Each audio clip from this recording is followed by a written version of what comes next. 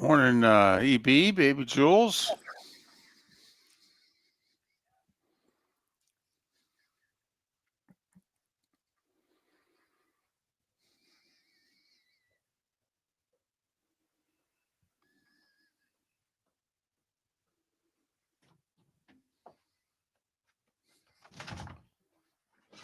Coffin ball. God, have I changed? I really just did that because I've always walked to the B people when I need shit. Right. It's the only time I go see them in the morning is if I need and I don't even know what his name is, the sidekick there with her. Right. If I need something. So I just walked down and said, hey, guys, good morning. I always come down here wanting shit from you guys. I thought I'd just come down and say, have a great show and good morning. They laughed their tails off. It's the nice me. So don't ruin it, Twitch chat. Damn it.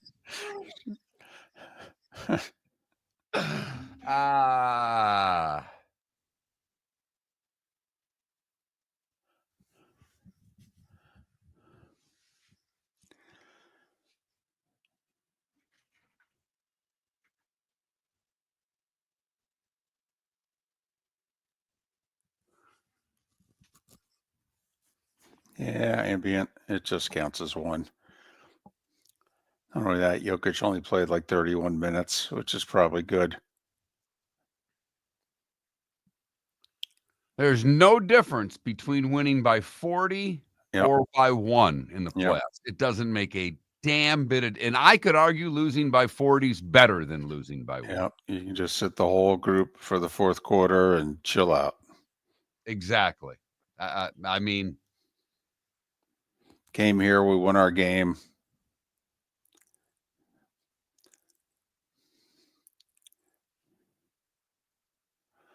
Yeah, AJC. Unbelievable. 5-0 on the road, all 5 wins by 3 points or less.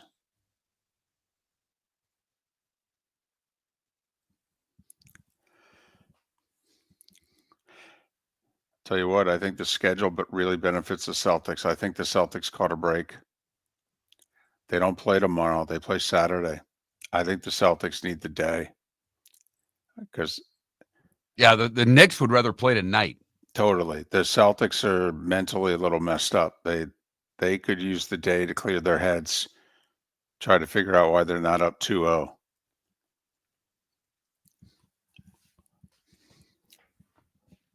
On the national radio sports center that I always have on, they did a bit. He has a bit in his sports center. Time now for, did the Rockies win last night? Ha, ha, ha.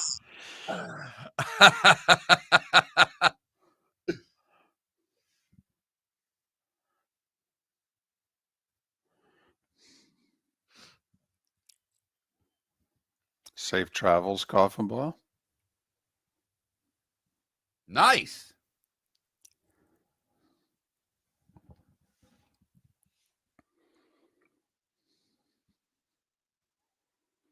Get to watch your daughter for 3 whole minutes and sit there for 4.5 hours.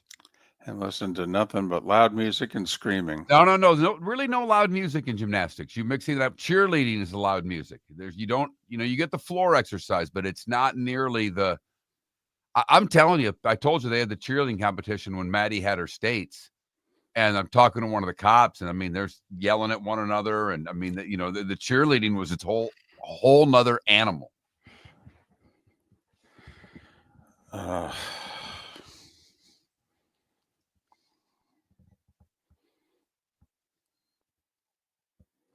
No, that's just in U12 softball, Pius. Just in U12 softball that you have walk-up music. Yes, because they have to give an award to everyone. It should be top 3. Let's move on. Let's get this over with. Or some of the events, Cavanball, as they go, Susie Cavanball. This on floor, this on bar, this on beam, this on vault, total score this. That's how you get that crap done. No one wants to be there anymore, even the kids. Here we go.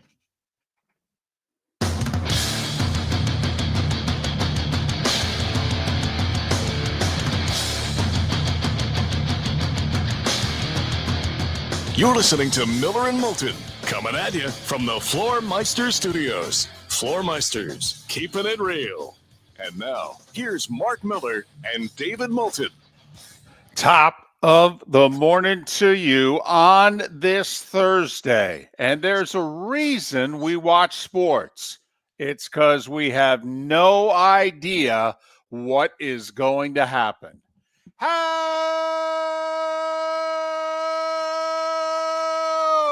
the heck are you, Miller and Moulton? MillerandMoulton.com, Miller_Moulton on X. Top of the morning to you, Mark. Hope you're feeling a little better today. How are you? I'm good. Good day yesterday. Great day yesterday, as a matter of fact. Able to get a little golf in, played halfway decently, so that was nice. Good. And then, the daughter had gymnastics, which is basically a nightly occurrence, so it seems. But the wife and I went to go out. I said, let's go get a bite to eat. And we went to a place that we've been to before, and they were not open. I don't know if they're closed for vacation. Down here in Florida, sometimes they just shut down for random reasons. Right. And it's a place we've been to a few times, and it's a nice little joint. It's by where you used to live. And then we were SOL because they were closed. And we were going to go to a little Mexican place by where you live that you know well. And across the street from that's a really nice restaurant. Not a lot of seats. And you have to have a reservation. And I'm like, you know what? Let's try it. Let's see if we can just walk in. Because do you know what? The car carriers are gone. The people are gone. And we've taken our community back. And I'll be damned, David. We got to walk right in. Nice. Got a spot at the counter. Had a nice meal with my wife. Missed the first period of Panthers Leafs. But it was enjoyable to spend some time with the missus and then picked the daughter up, watched all the games at night. So I had a glorious, glorious day yesterday. How about yourself, David? I had a rough day yesterday for various reasons, but I got to tell you, there are times that, at least with me, that sports really emotionally picks me up. And I wasn't even feeling that well yesterday. And it even physically picked me up last night as well. As most people know who've been, listening to this show for any length of time, I'm a Knicks fan. So obviously what's happening in that series is absolutely stunning. And for someone like me, it's exhilarating. But also, this Maple Leafs Panthers story. Mark, I can relate to a team with a 58-year Stanley Cup drought. My team had 54 years. All right. I know what it meant to me half a lifetime ago when my hockey team was able to dance with Lord Stanley. And you just want one. Okay. So if the Panthers, the defending champs, had gone out and won and shown everybody we're the champs for the reason, okay. That's a solid storyline. But do you know what's an even better storyline? Is the Maple Leafs beginning to do something that this core has never done before. Find ways to win in the spring. Show playoff mettle. Yes. And you're totally right. And we'll get to Leafs and Panthers in a second because I want to talk to you, and I'm glad you started where you did. I want to talk to David Moulton, the sports fan, for a change. I love the sports talk show host. He's really good. But I want to talk to the sports fan because now the team that you root for is in a peculiar situation. When you win in the first round, a lot of fan bases, and this is when I worked for teams, when you get through the first round, usually you start going, well, what do we got here? But when the Knicks got through the first round and they're facing the Celtics and they've been pummeled by the Celtics all year long, and you kind of knew the pecking order in the NBA and in the Eastern Conference. And now two things are happening. The Indiana Pacers are up 2-0 on the Cavs, and your Knicks are now up in the most unbelievable fashion, up 2 on the Celtics. Did you wake up this morning or go to bed last night going, well, I'll be damned. Not only do they have a real shot in this series, but the way this is playing out, there's a path to the final right now. No way. No. Haven't given it any thought at all. No. I can honestly tell you, have not thought about the conference finals possibility one time. In fact, want to reach through the screen and slap you that you even brought it up. I don't know if they're going to win another game in the series against the Celtics. Okay. I'm upset that the schedule makers giving the Celtics an extra day off, okay, so that they can get their head out of there. You know what? I want to play game 3 at 7:00 tonight in New York. I was willing to settle for game 3 at 7:00 tomorrow night. Instead, the schedule makers have the game Saturday afternoon. What the hell? Come on, let's go. We're in a rhythm. No. I don't want the Celtics to figure it out, okay, because the Celtics should be up 2-0. Besides, it's only 2 years ago they were down 3-0 in a series against the Heat, and they forced a game 7, okay? And that team's got pedigree. The Knicks haven't done a thing. Okay, I'm seriously, Mark, if the Celtics go and win game 3, how many they'll be favored in every game the rest of the series. I think they'll be favored in game 3. I don't know about that. It'll be close. Probably be one of those 1.5 point jobs either way. Okay. But I mean, the Knicks have led for 12 minutes and they're up 2-0. They've won 5 straight road games by 3 points or less in the playoffs.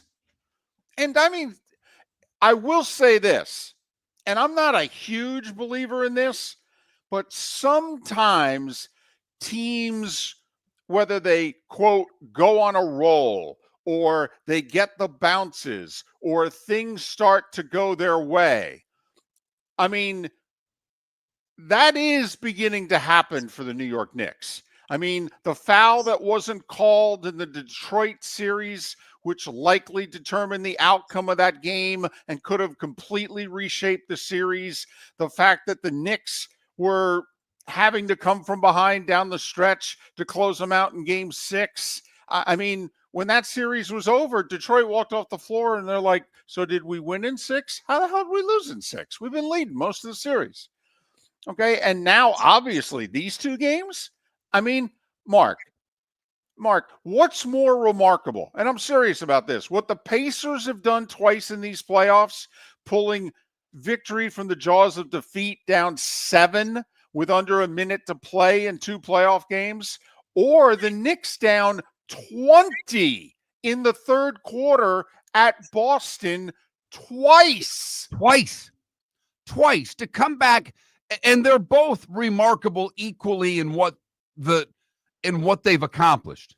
The Pacers giving us memories of Reggie Miller pulling it off late in games against the Knicks way back when. Right.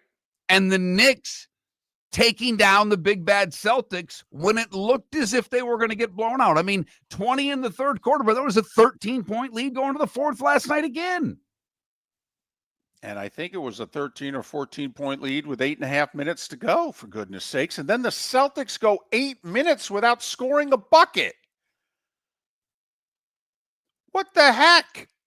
And this time they weren't just sitting there blindly chucking up threes. Now, they still shot a lot of them. They shot 40, but it's not like they shot 60. But they took it inside. They couldn't make it. They actually tried to play their offense last night in the fourth quarter and could not get a bucket. And this Knicks team's not great defensively. No. They have a couple of good defenders, but they have a couple of guys who can't defend. Well, you know what they do have, and they haven't had a lot of it in the last 50 years. All right. The Knicks got guys who can play in the clutch, led by their point guard. I mean, he was voted best clutch player in the league by his peers this year. And it's tough to out Jalen Brunson in the final 5 minutes of a game. I mean, pick your damn cliche. Winner, knows how to play, whatever. And obviously, the Villanova guys know how to play together. And listen, this could end on a dime. And I know that. But, this franchise hasn't won a title in 52 years.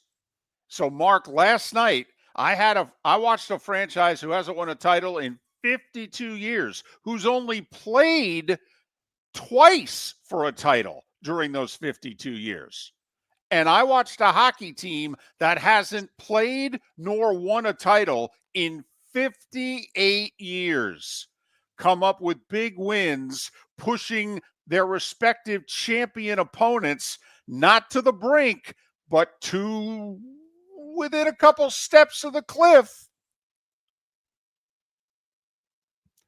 And I'm like, I'll be damned. Two fan bases who have literally gone 2 generations without seeing their team play like winners, be winners in big spots against championship opponents. Job's not done. Job's not close to done. But I'll be damned. The job is now very possible. When it done didn't look completely differently, and that the Knicks did not play well for the better part of 3 quarters. Got it together in the 4th and somehow found a way to beat Boston. Toronto answered the bell every time. Florida up 1-0, Toronto tied it. Florida up 2-1, Toronto takes the lead 3-2. Florida ties it a mere 17 seconds later. A guy that's criticized for not scoring big goals gets a big goal. And Toronto takes care of business at home. And now the Panthers return to Sunrise in a big hole. And Matthew Tkachuk, the series has started. It would be nice for you to join in. Not only that, hey, Bob, pretend that you're going up against Vasilevsky. You have not brought your A game nor your B game yet to this series, and you need to. Yeah, you'd like to have that Marner goal back. Seemingly, there's at least a goal a game right now that you're giving up that you shouldn't. Miller and Moulton, another great, dare we even say remarkable, sports night. And a whole lot else that happened off the field, off the court in sports yesterday. Thanks for waking up with us, Miller and Moulton, millerandmoulton.com. For over 50 years, the Nolan family has been dedicated to protecting local families. Nolan Family Insurance is a second-generation independent agency that specializes in home, flood, auto, and boat insurance. They take the time needed to explain your coverage options and answer your questions so you can make an informed decision that's right for you. If you're looking for an agency that treats you like family, call 941-639-1122 or go to nolanagency.com. That's 941-639-1122 or nolanagency.com. Basketball's heating up the hardwood. What a great time to stop in at the Floor Meisters and look at their hardwood. A large selection to choose from, including Mirage hardwood flooring. Floor Meisters has a look and style you want. Mirage wood is grown and made in Canada from the finest quality wood flooring you'll find. And while you're in, ask to see the Petite Enfant collection. 5 custom colors made only for the Floor Meisters. So good it has a 35-year warranty. Floor Meisters, 6281 Naples Boulevard, next to Costco, or floormeisters.com. American Paint Supplies, for nearly 30 years, is your one-stop shop for all your coating needs. If you are a designer, a contractor, a professional painter, or a weekend warrior, American Paint Supplies is the place where experts go to get expert solutions. At 6100 Shirley Street in Naples off of Pine Ridge, American Paint Supplies delivers the best solutions with the best products with the best support. Meet Gene and his team today at American Paint Supplies. Call 239-566-2700. That's 566-2700 or online at AmericanPaintSupplies.net. Mark Miller for Molly Maid. Why Molly Maid, you ask? Trust. Moulton was a customer for 15 years. Affordability. Didn't I just say Moulton was a customer for 15 years? Worry-free services. Our professional house cleaners are fully insured and a 24-hour warranty. Call Molly Maids today at 239-774-5839. That's 239-774-5839 or online at mollymaid.com/FTMYERS. That's mollymaid.com/FTMYERS. This is Miller and Moulton.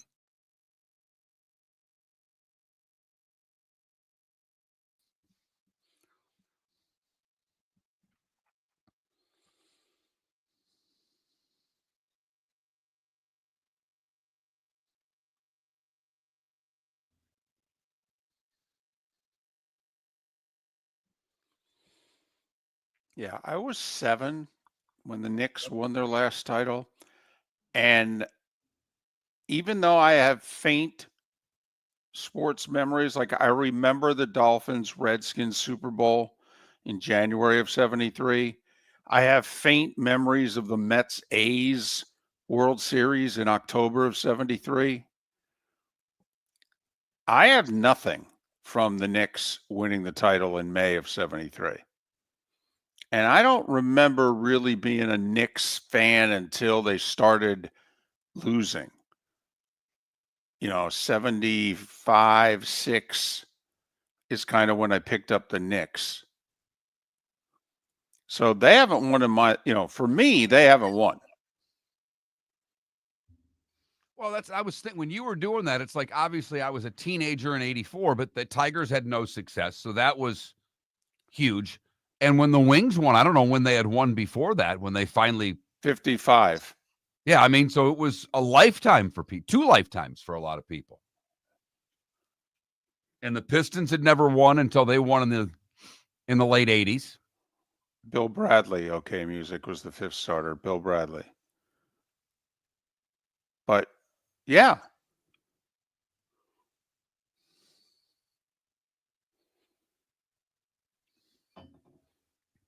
Reds A's was 90, not 88.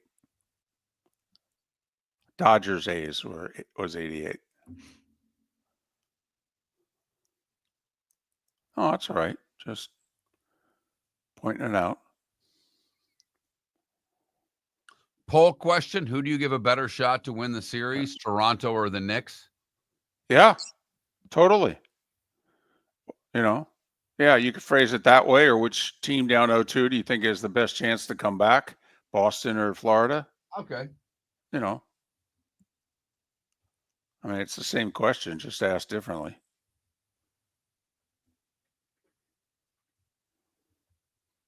Yeah, and ambient, it's going to be a while, unfortunately. In fact, right now, it's almost impossible to imagine.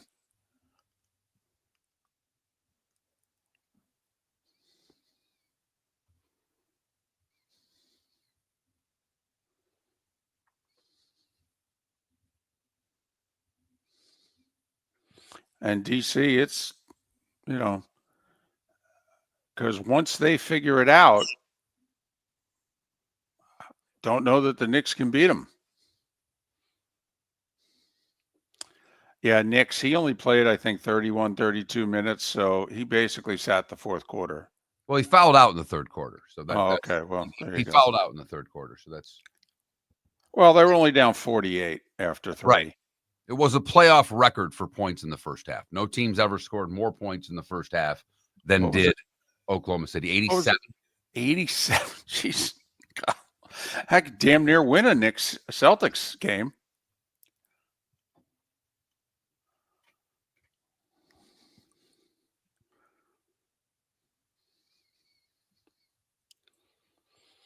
I forget who it is who posted it in the Twitch chat room. You are right, though. Okay, there are a lot of bandwagon media Knicks fans, and they will be obnoxious. Led by Stephen A. Yeah, which is disgusting. He's a Philadelphia guy. Well, that they let him do it. Yeah, give me a break.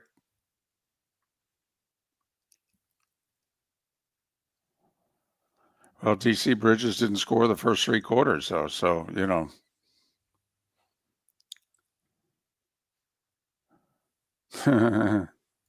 I'll bet it's not, Paula. I can imagine that, Paula. Now, Spike Lee's a different story, though. Spike's a devoted fan. I mean, he goes on the road. Yeah. Okay, pays his money, takes his grief. No. The Spike. If the Knicks were to ever win, he's not a media member either. He's just he's their Jack Nicholson. Right. He really is. Yeah. If the Knicks were to ever win.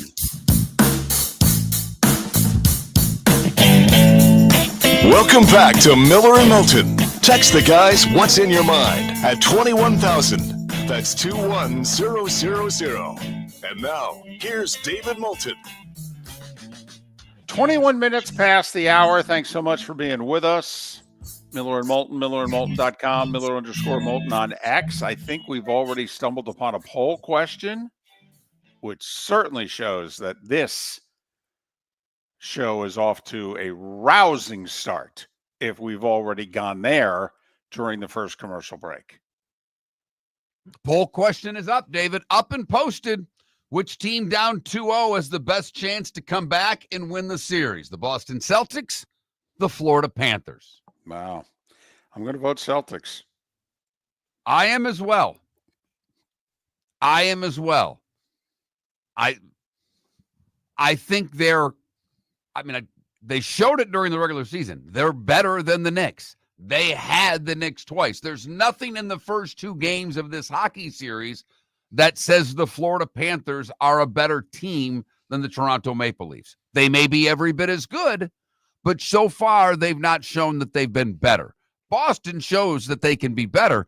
They've choked like a hairy dog. If you missed it, the Knicks down 12 after 3, down 14 with 8.5 minutes to play. Come back and beat the Celtics to go up 2-0 in that series, and the Florida Panthers return home in a hole. First time since the first round 2 years ago, right? Panthers have been in this type of situation when they went to Boston down 3-1, dug themselves out of it, but I think otherwise the biggest deficit Florida's had, in the conference final last year, they were down 2-1 to the Knicks, having lost back-to-back games in overtime and didn't lose another game for, about 3 weeks. Won the next 3 against the Rangers and then took the first 3 against Edmonton.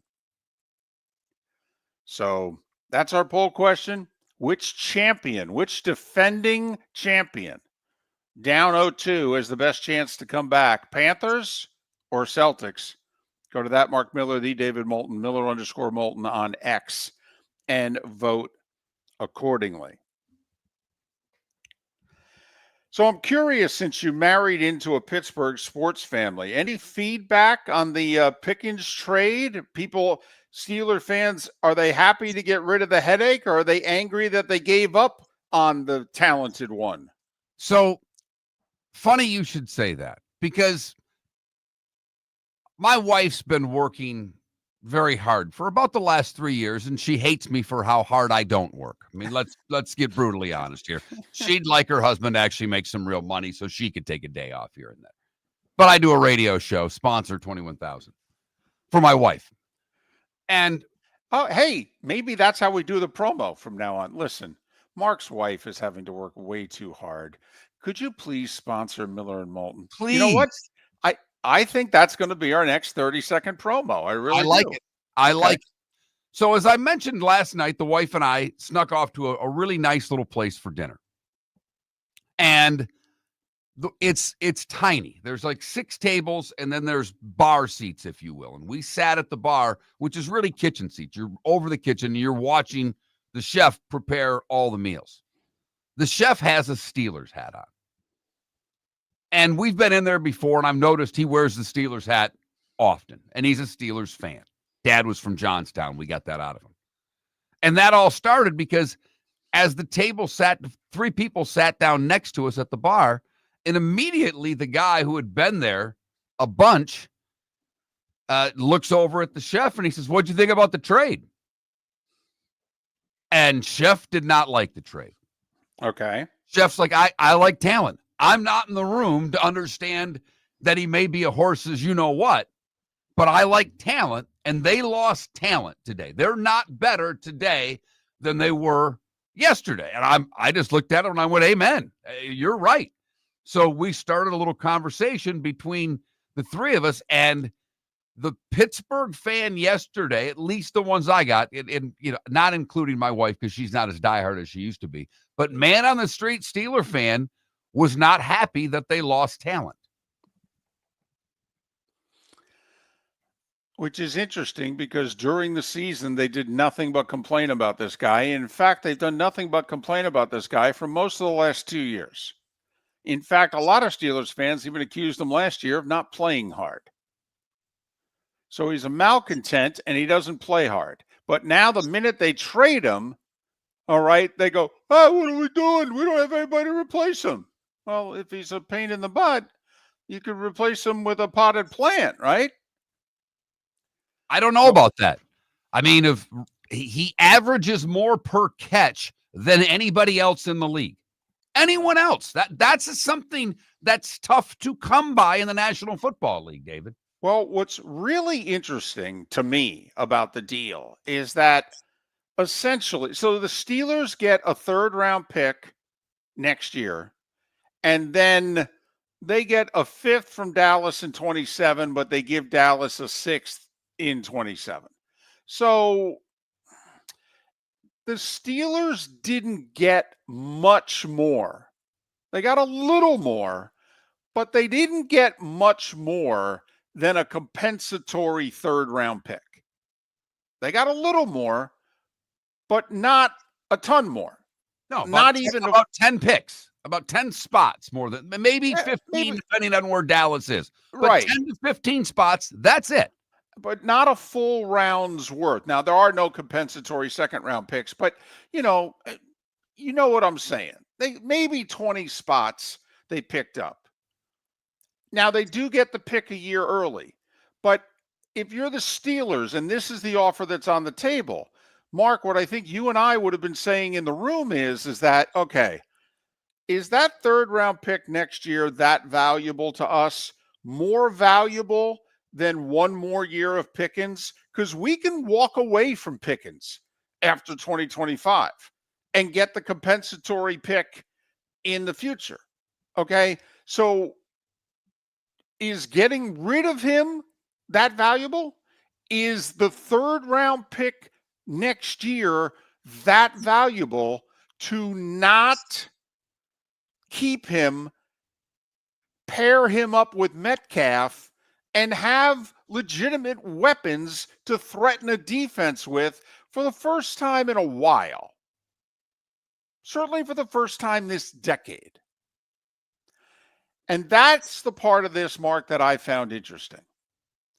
They're not getting much more than a compensatory pick if they had held on to him and then just let him walk at the end of this year. Conversely, like we have the Cowboys re-signing him. There are a lot of people that are saying, hey, if I'm Dallas, okay, I don't sign him. I see whether or not this works. I make him play for his contract, and maybe we just rented George Pickens for a year, and guess what? What we gave up is not much more than what, Mark? The compensatory pick that the Cowboys would get back for losing him at the end of the year. So this is really a no risk it, no biscuit situation for the Cowboys. There's no risk here. If he plays like a dog, they let him go, and they're going to slide 10, 15 spots and still have a 3rd-round pick. So, interesting trade. You know, we wish there were more of them in the NFL. You know that if you listen to this show. You know, I applaud the two teams for doing it. Interesting they couldn't get it done before the draft and could get it done 2 weeks later. I can't imagine the offer, was that different. But especially since most people think next year's draft is going to be better than this year's draft was. And so, which draft would you rather have the 3rd-round pick in? But okay. So now the Steelers are left, if they want to go get a wide receiver 2 of what's left in the free agent market. And there are some decent receivers, but they're all old. And they're going to have to pay for them, where Pickens was not a 1st-round pick and was on a rookie deal and was not making a ton of money. What was he making, like 1.4? Something like that? I mean, for a number 1 wide receiver, that's pretty damn cheap. We'll check in on that trade from both ends today. Ray Fittipaldo will join us in a little over 1 hour's time to talk the trade from the Steelers end, and Kyle Youmans will join us in the 8 o'clock hour to talk about it from the Cowboys' perspective. The starting 5, that's what we do next right here. Miller and Moulton, millerandmoulton.com. Whether you're chasing peak performance, reigniting intimacy, or simply want to feel your best, Game Day Men's Health creates customized game plans to optimize your health. Call 239-427-3441 for our Bonita Springs and Naples location to set up your free testosterone test and consultation. Mention Miller Moulton Radio Show for 10% off your service. Find your maximum self with Game Day Men's Health, Bonita Springs and Naples, Florida. Call 239-427-3441 today. Basketball's heating up the hardwood. What a great time to stop in at the Floor Meisters and look at their hardwood. A large selection to choose from, including Mirage hardwood flooring. Floor Meisters has a look and style you want. Mirage wood is grown and made in Canada from the finest quality wood flooring you'll find. And while you're in, ask to see the Petite Enfant collection. 5 custom colors made only for the Floor Meisters. So good it has a 35-year warranty. Floor Meisters, 6281 Naples Boulevard, next to Costco, or floormeisters.com. Mark Miller for Sleep Treatment Direct. They are helping me with sleep apnea. And by helping me, I mean curing me. No more CPAP machine. No more snoring. No more tossing. No more waking up exhausted. Their expert team got me the right treatment, fast and hassle-free. If you want to feel energized and get rid of your snoring, call Sleep Treatment Direct today. 444-1741. That's 239-444-1741. Sleep Treatment Direct. Sleep safe and Mark sound. Miller for Molly Maid. Why Molly Maid, you ask? Trust. Moulton was a customer for 15 years. Affordability. Didn't I just say Moulton was a customer for 15 years? Worry-free services. Our professional house cleaners are fully insured and a 24-hour warranty. Call Molly Maids today at 239-774-5839. That's 239-774-5839 or online at mollymaid.com/FTMYERS. That's mollymaid.com/FTMYERS. This is Miller and Moulton.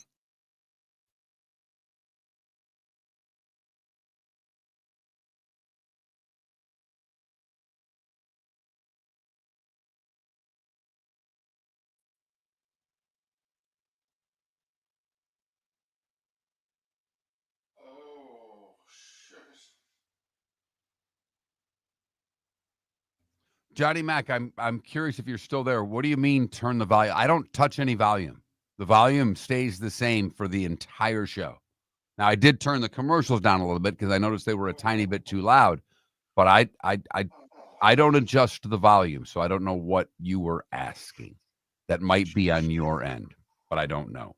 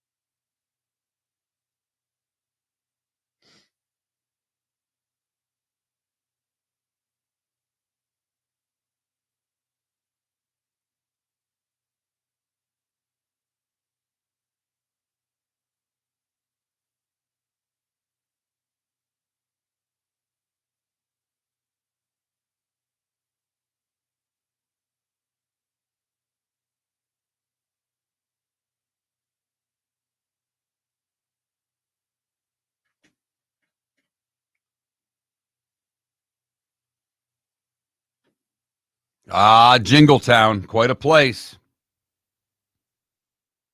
The Cambria County War Memorial, one of the great barns.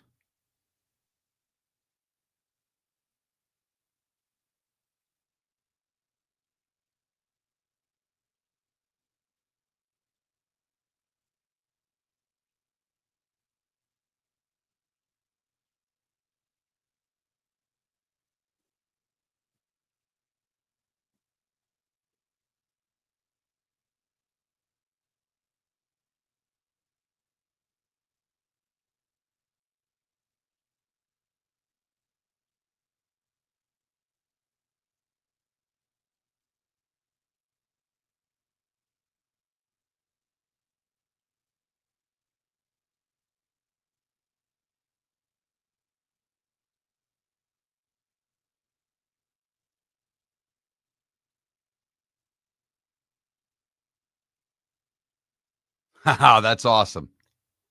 That's awesome.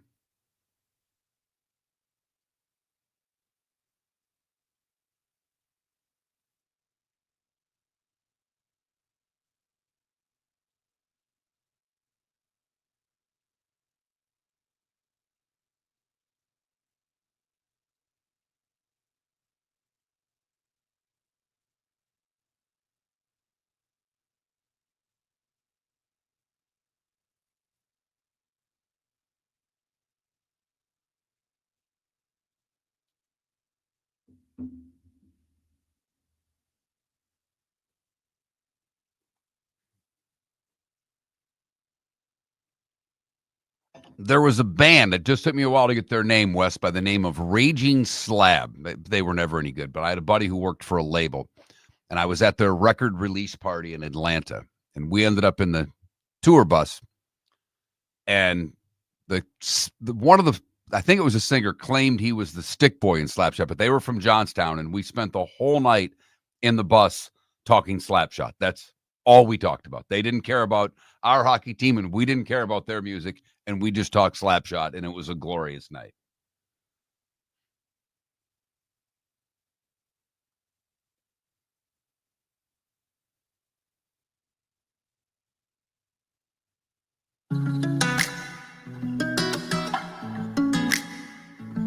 Welcome back to Miller and Moulton. Text the guys what's in your mind at 21,000. That's 21000. And now, here's David Moulton. 22 minutes until the top of the hour. Miller and Moulton, millerandmoulton.com, Miller_Moulton on X. Ray Fittipaldo, 1 hour from now. We'll talk the Steelers' perspective of the George Pickens trade. We'll check in with Armando Velez, the Panthers in an 0-2 hole. Who saw that coming? Even Leafs fan who saw that coming. And 2 hours from now, we'll get the Cowboys' perspective of the George Pickens trade from Kyle Youmans. Poll questions out. Stanley Cup champions down 0-2. Defending NBA champions down 0-2. Which team do you think has the better chance to come back and win? Panthers or Celtics? That's our poll question. Both Miller and Moulton, I believe, voted Celtics. We did. I voted them as well. They are a 5.5-point favorite on the road in Game 3 at New York already. 21 minutes before the hour. Time now for The Starting Five. 5 big stories you need to know. Here is the Starting Five. We'll start with hockey. The Panthers scored the first goal. Then they scored the third goal. They had a 2-1 lead in the second. But the Leafs, very resilient. First off, they get a power play goal from their second power play unit, not from their stars on the ice. But it was one of their stars in the third period, 17 seconds after the Panthers had tied the game at 3, Mitch Marner with the game winner. And Joseph Wall, the backup, made 25 saves so that it held up. Couple of good ones in the third, too. Yep. He made a couple of good saves in the third. Leafs 4, Panthers 3. Toronto's up 2 spit. Series shifts to sunrise. Tomorrow night, Game 3.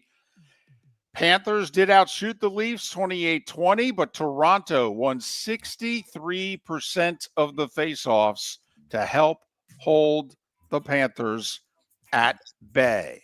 Toronto up 2 spit. Are you surprised, as well as Florida did against Tampa in the faceoff circle, Toronto's dominated the faceoffs in the first 2 games, Dave? Yeah, in fact, the only guy for Florida that I trust now to win a faceoff in this series is Barkov. I'm with you. So, yeah, Toronto's done a great job in the faceoff circle. If you guys don't know who Mikko Rantanen is, you may want to look him up. You know, as Shaq fondly said to Charles Barkley one time, Google me, Chuck, googly. Mikko Rantanen started the year with the Colorado Avalanche, was traded to the Carolina Hurricanes, said to the Hurricanes, you shouldn't have traded for me. I have no interest in spending the rest of my career in Raleigh. So they traded him at the deadline to Dallas. He immediately signed a long-term $12 million plus a year contract, and he had not done much. quite frankly, it was pretty quiet during the rest of the regular season and early in the first round series against the Avs.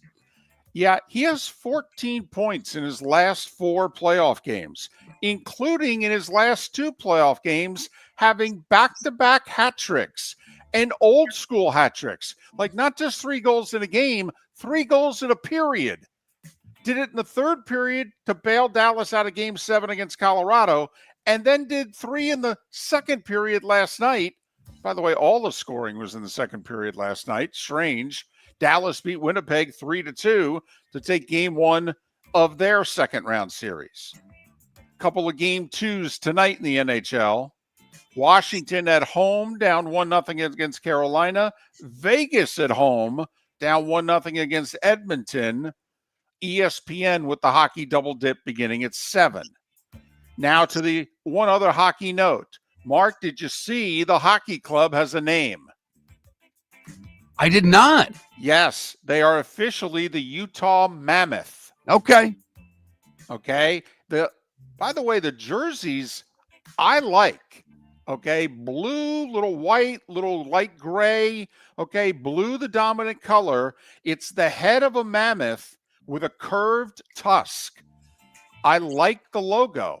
Now, and I'm not kidding, don't they have to name the mascot Wooly? Yes, absolutely. Okay. I'm not, being sarcastic No, or what have you. It's a no-brainer. You can't even have the contest. Right. The game's done.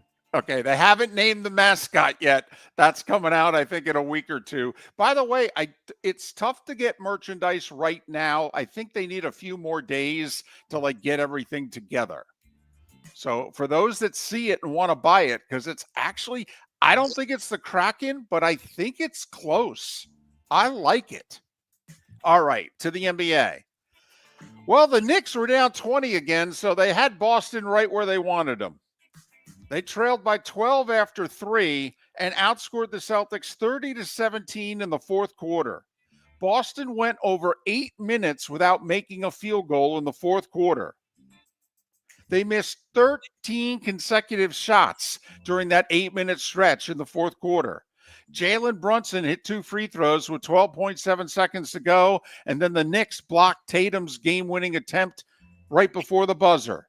The Knicks went to Boston and won the first 2 games, 91-90. Game 3 Saturday afternoon at Madison Square. What'd you say Boston was in that game? 5.5-point favorite? 5.5-point favorite in game 3. Knicks are 5-0 on the road. They've won all 5 road playoff games by 3 points or less. That's a fine line, baby. But that is living large, although not as large as Oklahoma City last night. They literally set an NBA record for most points in the first half with 87. They led by 31 at the half, by 48 after 3 quarters.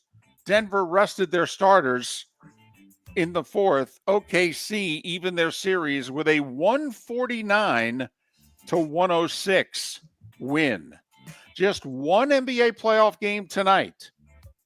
T-Wolves try to even things up with the Warriors. By the way, and we said this was likely the scenario, even though we're not doctors and we don't play one on the radio. But Steph Curry had a hamstring strain. By the way, the first one of his career. And most everyone who's in the medical profession said, yeah, that's not day to day.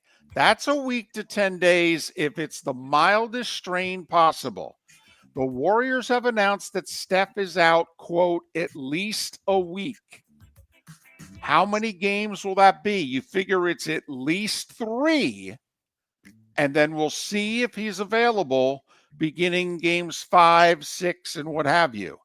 T-Wolves down 1-0, but they're going to get the next 3 games. The Warriors without Steph. Minnesota, a 10.5-point favorite tonight, 8:30 TNT. And it's Thursday, Saturday, Monday, Wednesday. No 3-day break at all in this series. Golden State would like to have a little of that treatment that Boston is getting with the extra day, but they are not getting it. NFL. The trade happened during our show yesterday. The Steelers trading wideout George Pickens to the Cowboys. Pickens and a 27 sixth rounder go to Dallas for a 26 third rounder and a 27 fifth rounder. So the Steelers giving up on Pickens as he enters the final year of his rookie deal. The Jags, meanwhile, giving up on wide receiver Gabe Davis 1 year after they signed him to a 3-year, $48 million deal. The Jags are taking a $20 million dead cap hit to not even bring him to training camp. Wow. You wonder. Dable had him with the Bills. The Bills obviously had him. Okay, the Steelers need wide receivers. You wonder if any of these three teams would bring in Gabe Davis. He did not have a good year last year, got banged up, only had 20 catches. But, I mean, he was a pretty good player in 23. Now he's a bum? I don't know about that. College football news, and it's really college sports news. So this NCAA agreement that's being negotiated with the federal judge, lawyers for both sides of the agreement have proposed a solution to federal judge Claudia Wilkins saying, yeah, all the kids that are going to lose their scholarship in your guys' deal, you have to find roster spots for them or I'm not going to sign off on this deal. So the solution that the two sides came up with were the schools will find places for the kids to play at their discretion. So if they don't want to make roster room for them, the kids are SOL. They think this federal judge is going to sign off on this. There's literally nothing that she has said or written down which indicates that she's going to accept anything except that those that have scholarships currently get to keep them for the rest of their college careers. And yet they're still trying to get one over on her. She said she's not going to respond for another week or so. They're playing with fire here, man. This is unbelievable. They are not backing down, and neither's the judge. Who blinks first? So over the weekend, it came out that President Trump wants to establish a presidential commission on college sports to try to change it, fix it, come up with some solutions. On3 reported overnight that Nick Saban has been named co-chair of the Presidential Commission on college sports. I will say, if you want to amuse yourself, find Mike Leach on X from a couple years ago. In fact, it may be about 4 or 5 years ago now, in which he was asked about committees. It's a 3-minute answer. It's hysterical. The ACC did make official, effective immediately, they're reducing the number of conference games that they will play in basketball from 20 to 18. So now everybody has got to find 2 more non-conference games for next season. They also have set it up so that everybody will play everybody just once a year, except for one opponent that you'll play a home and home with. And so the permanent crossovers, Florida State, Miami, Duke, Carolina, Virginia Tech, Pitt, Syracuse, which I think will work for both those schools, NC State and Wake, Cal, Stanford, BC, Notre Dame, Clemson, Georgia Tech, and then Louisville, SMU. That's the only arranged marriage, really, of the group. In golf, 15 LIV golfers are going to be in the PGA field next week. And also, very quietly, Ryder Cup captain Keegan Bradley had a lunch earlier in the week in which both Bryson DeChambeau and Brooks Koepka were invited to the lunch. You know, the whole LIV controversy. So, How about winning?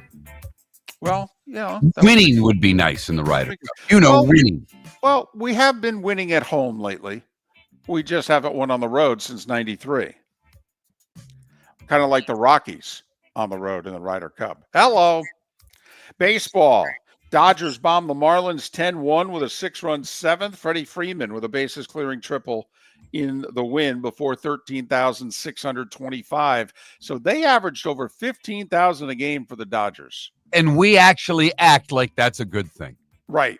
I mean, their attendance was so good, they averaged 15,000 a game for the best team in baseball coming to town for 3 days. Right. I mean, the Dodgers won't play before 3 crowds less than 30,000 the rest of the year. But we think it's a big deal that the Marlins actually got 15,000 to show up to their ballpark. Juan Soto with 2 homers. Mets beat Arizona 7-1. The Phils with a 5-run fourth shut out the Rays 7-0. You know, the Rays are 9-15 at Steinbrenner Field. And remember, they started off 4-1, Right. which means they're 5-14 in their last 19 home games. Yankees broke up Dylan Cease's no-no in the 7th, scored 2 in the 8th to tie it. Devin Williams got some big outs in the 10th, and the Yankees beat the Padres 4-3 in 10. Bregman a homer, 3 RBIs. Red Sox 6-4 over Texas. Buxton homered for the 3rd straight game. Twins 5-2 over the Orioles. Baltimore's got to make some changes. Tigers got A.J. Hinch's 900th career win, 8-6 over the Rockies in 10. Royals 2-1 over the White Sox. They won 14 of 16. Bobby Witt Jr. with a 2-run homer. Houston 9-1 over Milwaukee to avoid the sweep. Both teams are 500. Guardians with 8 in the 6th beat Washington 8-6. Reds held off the Braves 4-3. TJ Friedel with 2 homers. Cardinals have won 5 in a row. Pirates have lost 7 in a row. 5-0 St. Louis. 7th shutout this year against Pittsburgh. They've been shut out 7 times already. That's unbelievable. Giants beat the Cubs 3-1. Seattle down 5-0. Rallied to beat the A's 6-5. And Jorge Soler with a bases clearing double in the 9th. Angels 5-4 over Toronto. And at 7 minutes before the hour, that was the starting 5. 5 big stories and major changes to ACC basketball here on Miller and Moulton. Yeah, you know, you mentioned the Louisville SMU arranged marriage. I know they're close, but trust me, NC State's not happy about getting Wake Forest. I mean, yeah, but come on. Oh, no. You're not going to take away NC and Duke, but NC State's not happy. That's all I'm saying. For over 50 years, the Nolan family has been dedicated to protecting local families. Nolan Family Insurance is a second-generation independent agency that specializes in home, flood, auto, and boat insurance. They take the time needed to explain your coverage options and answer your questions so you can make an informed decision that's right for you. If you're looking for an agency that treats you like family, call 941-639-1122 or go to nolanagency.com. That's 941-639-1122 or nolanagency.com. Basketball's heating up the hardwood. What a great time to stop in at the Floor Meisters and look at their hardwood. A large selection to choose from, including Mirage hardwood flooring. Floor Meisters has a look and style you want. Mirage wood is grown and made in Canada from the finest quality wood flooring you'll find. And while you're in, ask to see the Petite Enfant collection. 5 custom colors made only for the Floor Meisters. So good it has a 35-year warranty. Floor Meisters, 6281 Naples Boulevard, next to Costco, or floormeisters.com. Honey, you want to come out? I haven't seen you since Glass Doctor installed our custom shower enclosure. No thanks. Well, you can't keep eating breakfast in the shower, and laminating your magazines is getting expensive. You remember we have guests coming over tonight, right? Oh, I'm sure they'd love to see the shower. It's our neighbors, and I highly doubt they want to be hanging out in our bathroom. The shower's so good, you'll never want to leave. Visit glassdoctor.com today and schedule an appointment online. American Paint Supplies, for nearly 30 years, is your one-stop shop for all your coating needs. If you are a designer, a contractor, a professional painter, or a weekend warrior, American Paint Supplies is the place where experts go to get expert solutions. At 6100 Shirley Street in Naples off of Pine Ridge, American Paint Supplies delivers the best solutions with the best products with the best support. Meet Gene and his team today at American Paint Supplies. Call 239-566-2700. That's 566-2700 or online at AmericanPaintSupplies.net. We've got a text message for Dr. Dollar. I feel tired, sluggish, and just not myself. I'm gaining weight, my energy is low, and I've lost my drive. Could it be low testosterone? Absolutely. Testosterone naturally declines over time, but you don't have to accept it. Low T can affect your energy, strength, mood, and focus. But here's the good news. Testosterone replacement therapy, TRT, can help restore your vitality and get you back to feeling your best.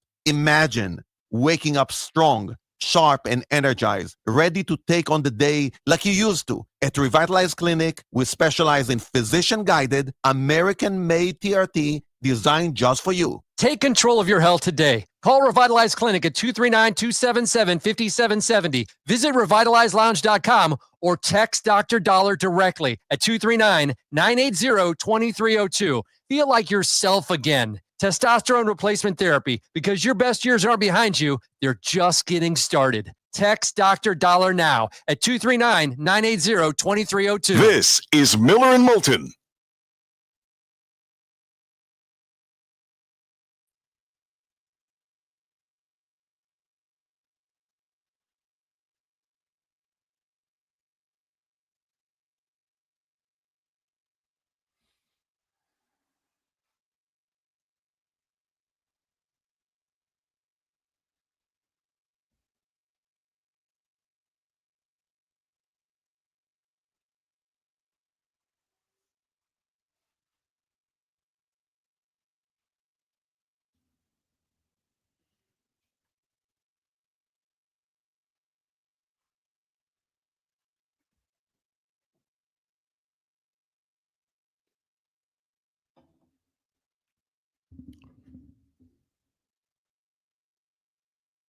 And Chris, not to pick on you there, but if you wanted a theme song for a band, wouldn't you want it by a band that someone's heard of? I mean, no offense to Wolfgang Van Halen, but they're not really knocking the charts down, if you know what I'm saying.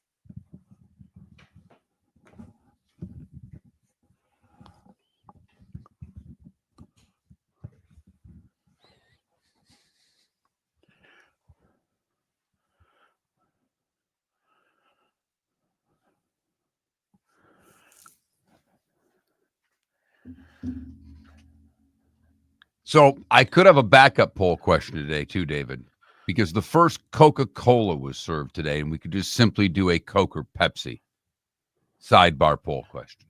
Okay. That works. DC, you're probably right. I'll be honest with you. I don't follow it, and I don't understand it. Like, I don't know what the games mean. I don't follow it at all.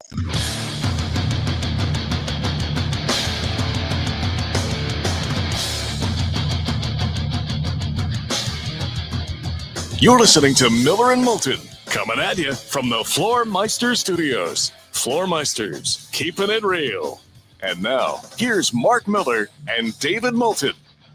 Hour 2 of Miller and Moulton on this Thursday. Thanks so much for being with us. Ray Fittipaldo will join us a little bit later on this hour. Armando Velez and Kyle Youmans in our 8 a.m. Eastern hour. Miller and Moulton, millerandmoulton.com, Miller_Moulton on X. Pat Kerwin on the show tomorrow. We have one poll question. Did I hear you correctly during the break? You're threatening another one? I am threatening another poll question.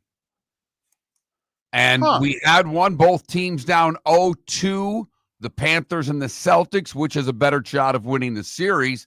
Looks like the Cardinals are 0-2 as well. Maybe 0-3, I'm not sure which. Black smoke poured out about 30 minutes ago. They got to get back at it. I think that's 0-2, right? Okay. I thought they started yesterday, and so it black smoke again today, so then I guess that goes to day 3. So they're 0-2. The Catholics, the Celtics, or the Panthers, which has got a better shot at. Oh no, we left the Catholics out. Well, yeah, because I really like their chances. I do too. They'll get a comeback. I don't know how many games it'll take, and it's not a best of 7. It's a best of whatever. Well, right, and let's face it, they can have 6 losses in a row, but when they finally get a win, it's the win, right? So it overrides everything. It's a dadgum good point, David. So what are you thinking of for a second poll question? And I thought it was today, and I may be mistaken, but I thought I had in my today was the day when, and now I don't see it. But I thought the first Coca-Cola was served today. And that may have been yesterday. I'm just mixing the days up. But just a Coke or Pepsi poll question. Just to get, one sports, one non-sports. Oh, this will get my mother fired up. Why? And she votes for the wrong one. Your mom and I are on opposite sides of the soda debate. She's a Pepsi lady. Yes, I think Pepsi's terrible. It's too sweet. Okay. And yes, in fact, my mother will pick places to dine because she knows which one of them serves Pepsi as opposed to Coke. One of the greatest gifts I ever got my mother was when we found those Pepsis, from Mexico in the clear glass bottles. Right. Now they're readily available a lot of places now, but at this time there was 20 years ago they were not. No, and the Mexican restaurant that I used to take you to in Bonita Springs, La Rancherita Tortilla, is outstanding, by the way, barbacoa. But we went in there and you were all geeked up to bring home a Pepsi for mom because she was in town. Yep. I got her 2 and said, here you go. Don't say your son doesn't love you. And she's like, wow, you really do. So, all right. So are we putting that up as a poll question, or are we trying to figure out if today, in fact, was the day? May 8th, by the way, is today. So the first. Thank you. Well, no, hey, listen, come on. We get up at the hours that we get up. It's real easy to lose track of the day of the week and what number it is.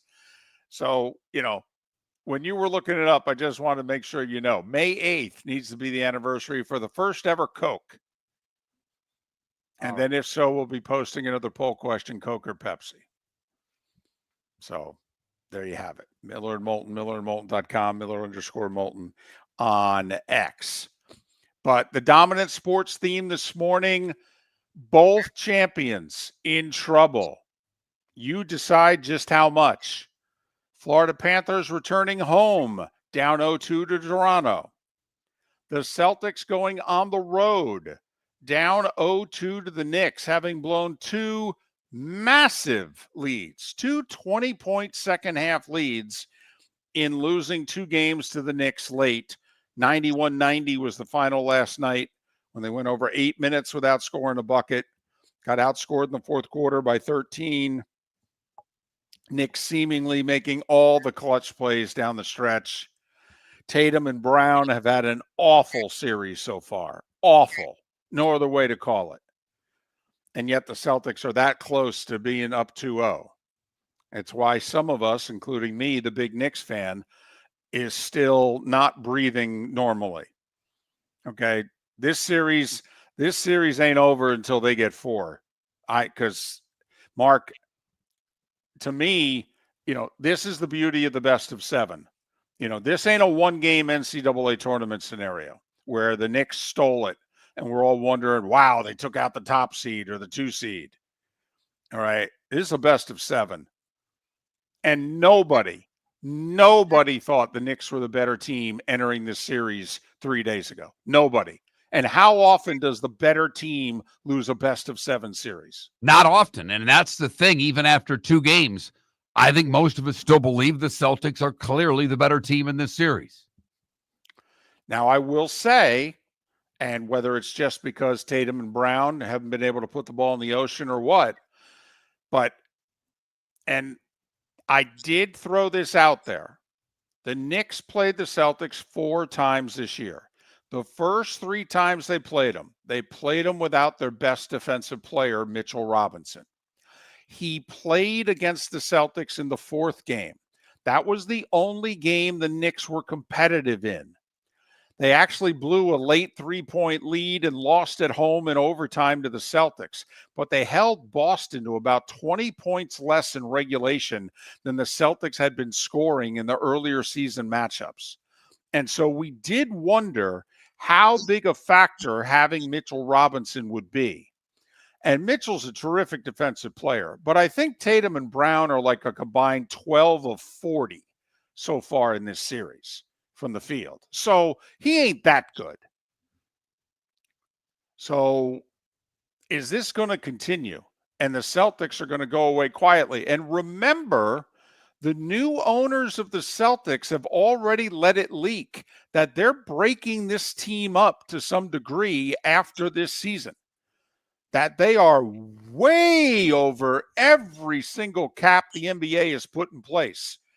And I get, if the Celtics, Mark, were to keep this team together and bring them back next season, when you throw in all of the taxes, the Celtics roster next year would cost them over $500 million. $500 million. Because Tatum and Brown are now starting to make $60 million a year. Holiday signed for 30 and change. Porzingis for 30 and change. They're over every tax level plateau you can imagine, okay, in which stuff is literally dollar for dollar. I mean, this is like LA Dodgers tax territory is where the Celtics would be next year. And the guy who's paying, what, $6 billion or more for the Celtics said, yeah, we're going to have a lower payroll next year. I love winning, but we're going to have to figure out a way to win with you don't love winning that much, because when you spend that kind of money for that franchise, and the first thing that you leak out is that we're not going to spend that much money on players, it's not a great PR move. It's not. Now, this is the winningest franchise in the sport. Correct. And the best position for the next few years, them in Oklahoma City. Now, early indications are they're keeping Tatum and Brown together, and they're going to unload the Drew Holidays and the Porzingises and maybe not bring 38-year-old Al Horford back and, move some of their bench guys into the lineup. But basically the word is this Celtics team is not coming back next year. But the thought was they were going to hang another banner before they broke them up. Now they're down. Here we are in the East. The Pacers are up 2-0. The Knicks are up 2-0. And the Cavs are in real trouble. I don't know if the Celtics are in real trouble yet. I really don't. They've blown 2 fourth quarters. They've not shot the ball worth a damn. David and I still believe the Celtics are the better team. They're in trouble, but they're not in Cavs trouble, because the Cavs have lost 2 games, but they're down now 3 players. They were without a player to start. They've got Mobley banged up and Garland. Yep. And Hunter was already banged up when the series began. Yep. So a good bench player and 2 starters are banged up. That puts them in a very difficult position going on the road. Boy, is this why we love sports? The foregone conclusion that was the Cavs-Celtics Eastern Conference Final, and they're both down 0-2 heading on the road. And OKC showed why they were the best team in the league last night. They destroyed Denver. For the NBA's sake and for the sports fans' sake, really hope the Nuggets get game 3 at home.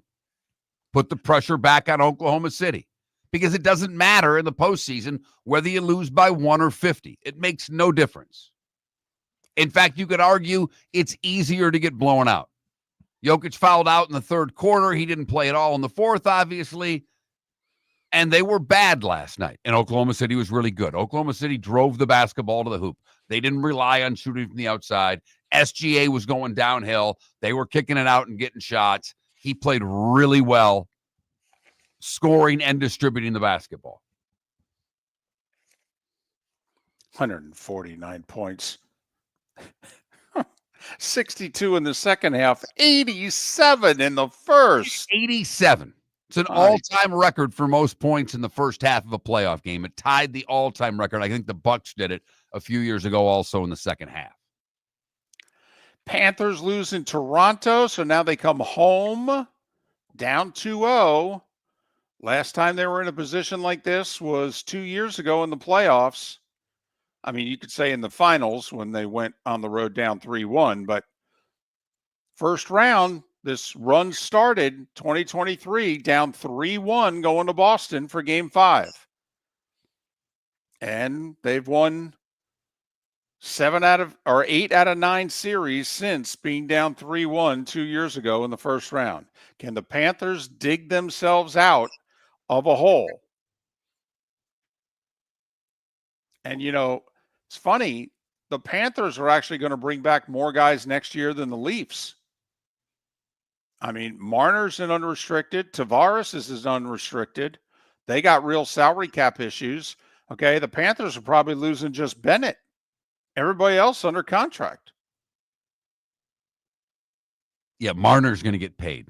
Yes, he is. That's the most highly sought free agent out there, and everybody wants him. Yeah, he's going to get 8 for 100, maybe even a touch more. He had the game winner last night. 17 seconds after the Panthers had tied it at 3 in the third. Miller and Moulton. Ray Fittipaldo in 25 minutes. Make sure you answer our poll question. Thanks for listening.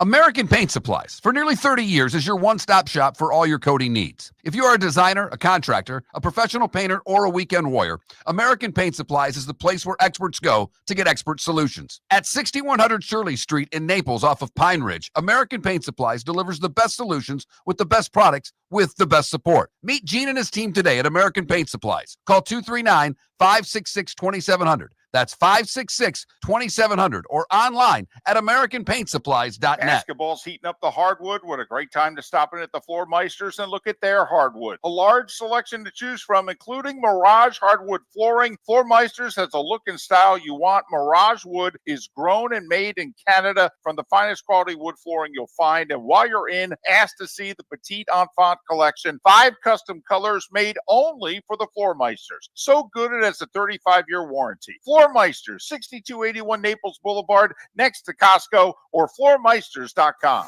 Whether you're chasing peak performance, reigniting intimacy, or simply want to feel your best, Game Day Men's Health creates customized game plans to optimize your health. Call 239-427-3441 for our Bonita Springs and Naples location to set up your free testosterone test and consultation. Mention Miller Moulton Radio Show for 10% off your service. Find your maximum self with Game Day Men's Health, Bonita Springs and Naples, Florida. Call 239-427-3441 today. Mark Miller for Molly Maid. Why Molly Maid, you ask? Trust. Moulton was a customer for 15 years. Affordability.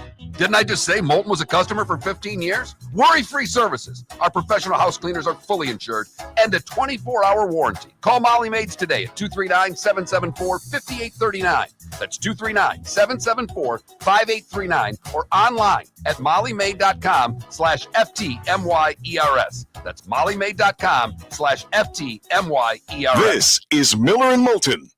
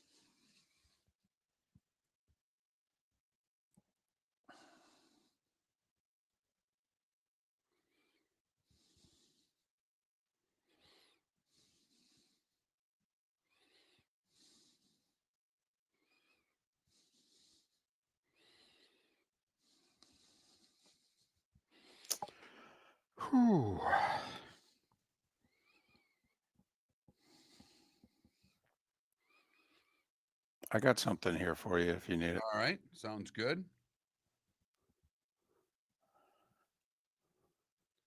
I got Seth Everett answering Mountain Dew and David Moulton answering Diet Pepsi on a Coke Pepsi question. That's not true. I said I prefer Pepsi/Diet Pepsi. Okay. Because some people drink diet and not the regular stuff, but I prefer Coke Zero to Pepsi Zero. But my vote was Pepsi.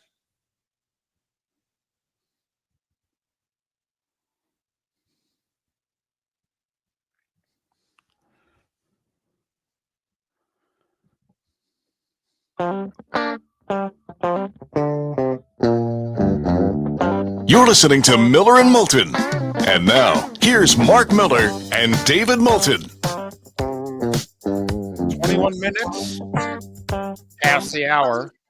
Thanks for being with us, Miller and Moulton, MillerandMoulton.com, Miller_Moulton on X. Not one, but two poll questions. One sports related, so we know you won't really be interested in that.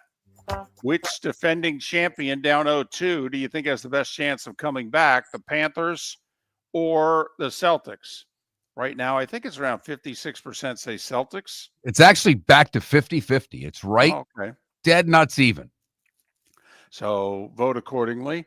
And then it was today in 1886 that the first Coca-Cola was served.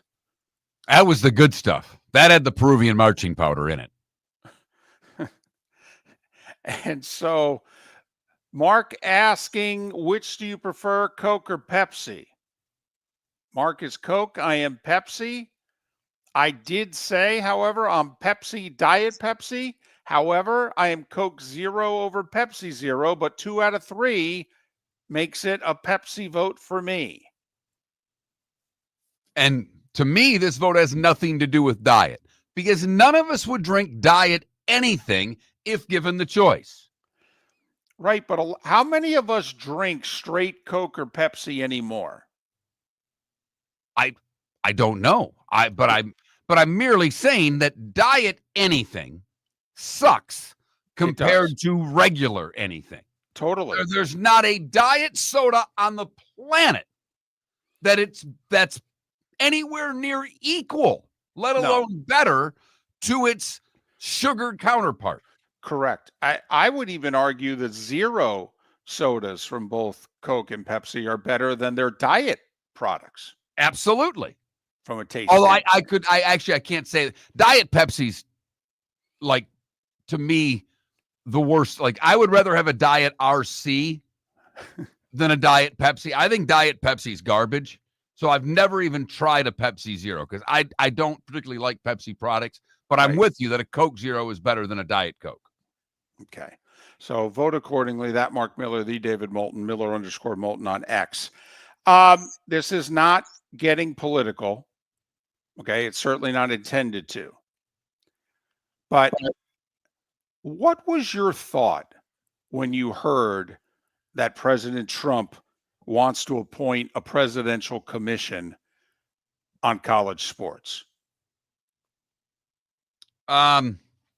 I don't know if I really want to answer that question because my answer would go political.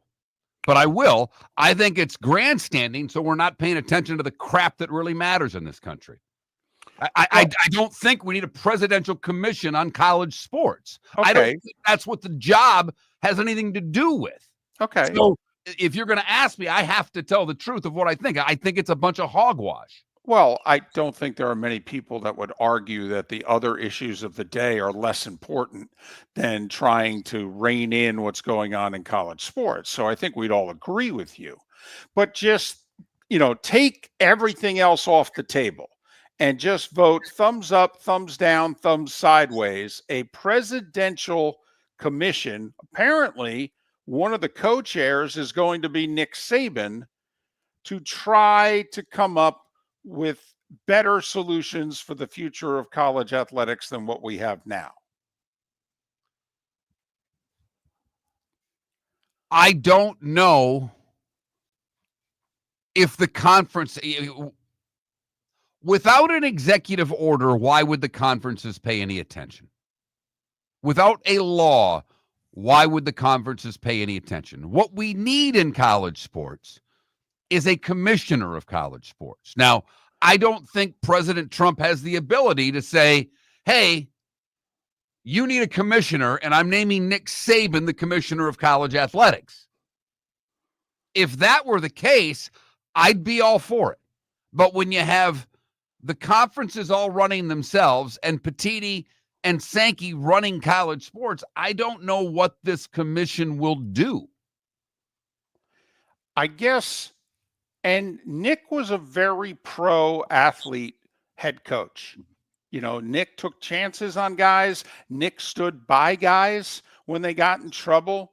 Okay, Nick, even though his personality and demeanor was not like Bobby Bowden, Nick's approach actually was very Bobby Bowden-ish. You know, I looked their mom and dad or grandma in the eye and said, I would take care of your son, and I'm not abandoning him, even if it doesn't look good. That's pretty much how Nick coached in college for 30 years as a head coach. So while I think he actually holds the athlete in some regard, I don't think he holds the athletes with 50% regard, if you know what I mean. I think he will favor the schools and the sport as a whole over the well-being of the individual athlete.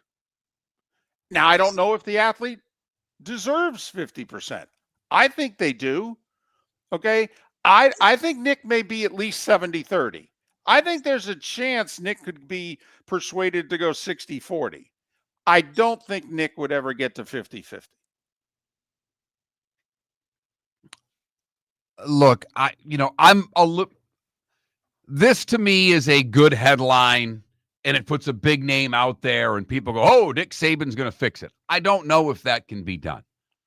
I'm more interested in the judge who has said you've got to fix the rosters, and the lawyers on the NCAA side not wanting to fix the rosters. That appears to be a stalemate that has, as you said in the starting five, David, who's going to blink first?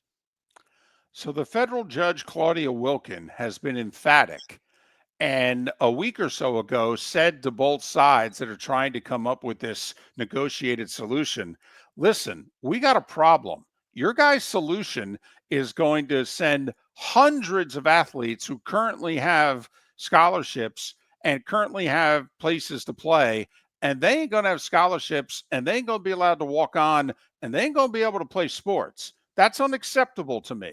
Find a solution. Grandfather them in. Do something. Well, apparently the negotiated solution that was presented back to the federal judge last night is that those that are going to lose their scholarship and lose their places to play will be allowed to continue their careers at their current schools at the discretion of the schools. And that ain't going to fly with the judge. That basically is spitting in the judge's face of what she said she wanted. So that's actually, this is a story that's in the courts. This is something that's going to maybe forever change college athletics. This is happening. The whole Saban-Trump thing, I don't know what the hell's going to become of that. I really don't, if anything at all. Right. Because the other thing, let's face it, is this commission binding? Will they have any real authority? They come out and they make a recommendation, like you said, unless you're going to get a presidential executive order. What if Sankey and Petitti, after this commission meets for 6, 8, 12 months, and they come up with their solutions? And what if Sankey and Petitti go, no, not going to do it. Guys wasted your time. Should have called us. Or you did call us and we testified and you didn't do what we wanted you to do. So, no. But the case that's in court, that's going to have teeth. Yeah, and it'll go into effect immediately. Correct. If the judge will sign off on it.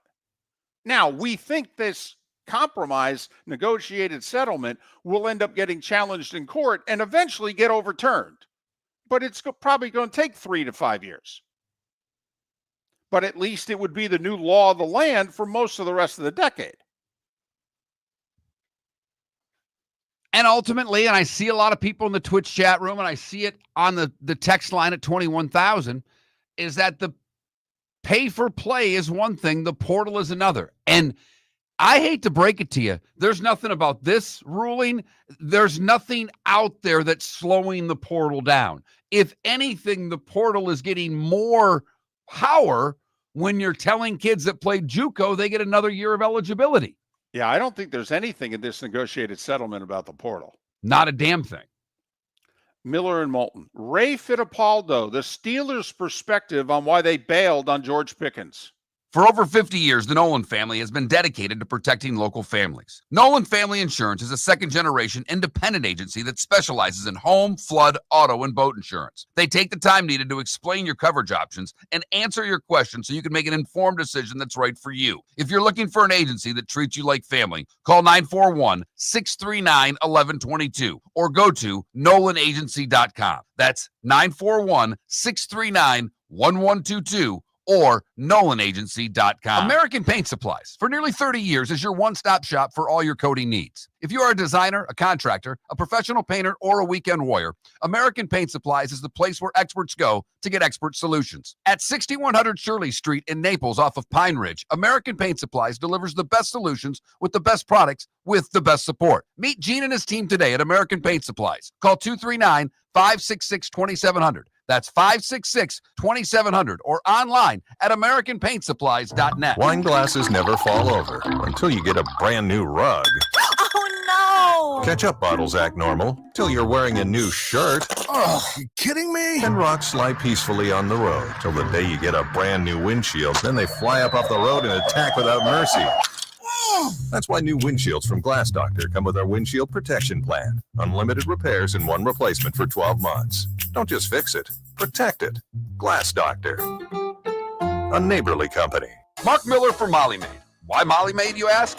Trust. Moulton was a customer for 15 years. Affordability.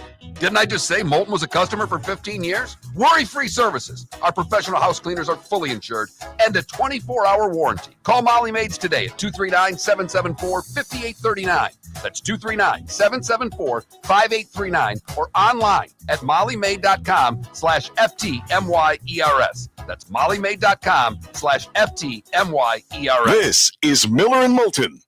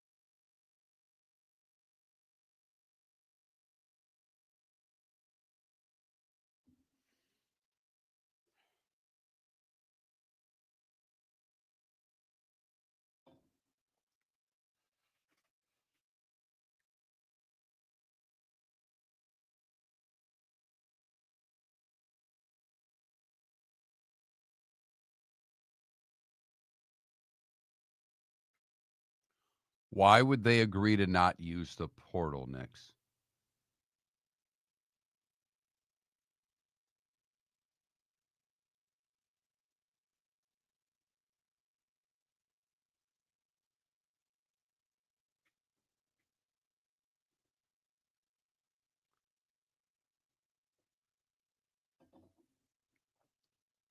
And they couldn't stop players even if they did that, they couldn't stop players from transferring out. Then they wouldn't be able to replace them. I mean, think about that for a second.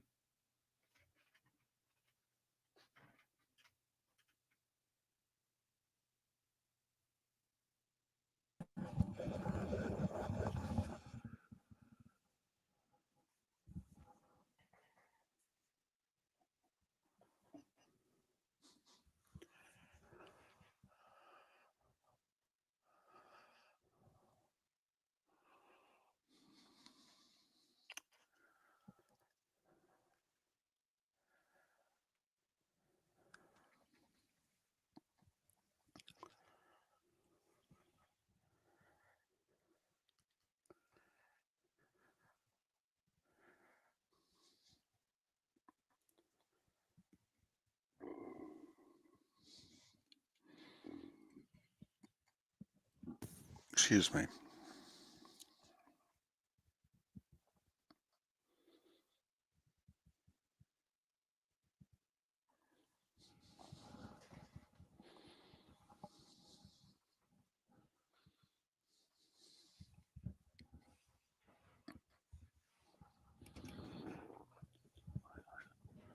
Ray is on.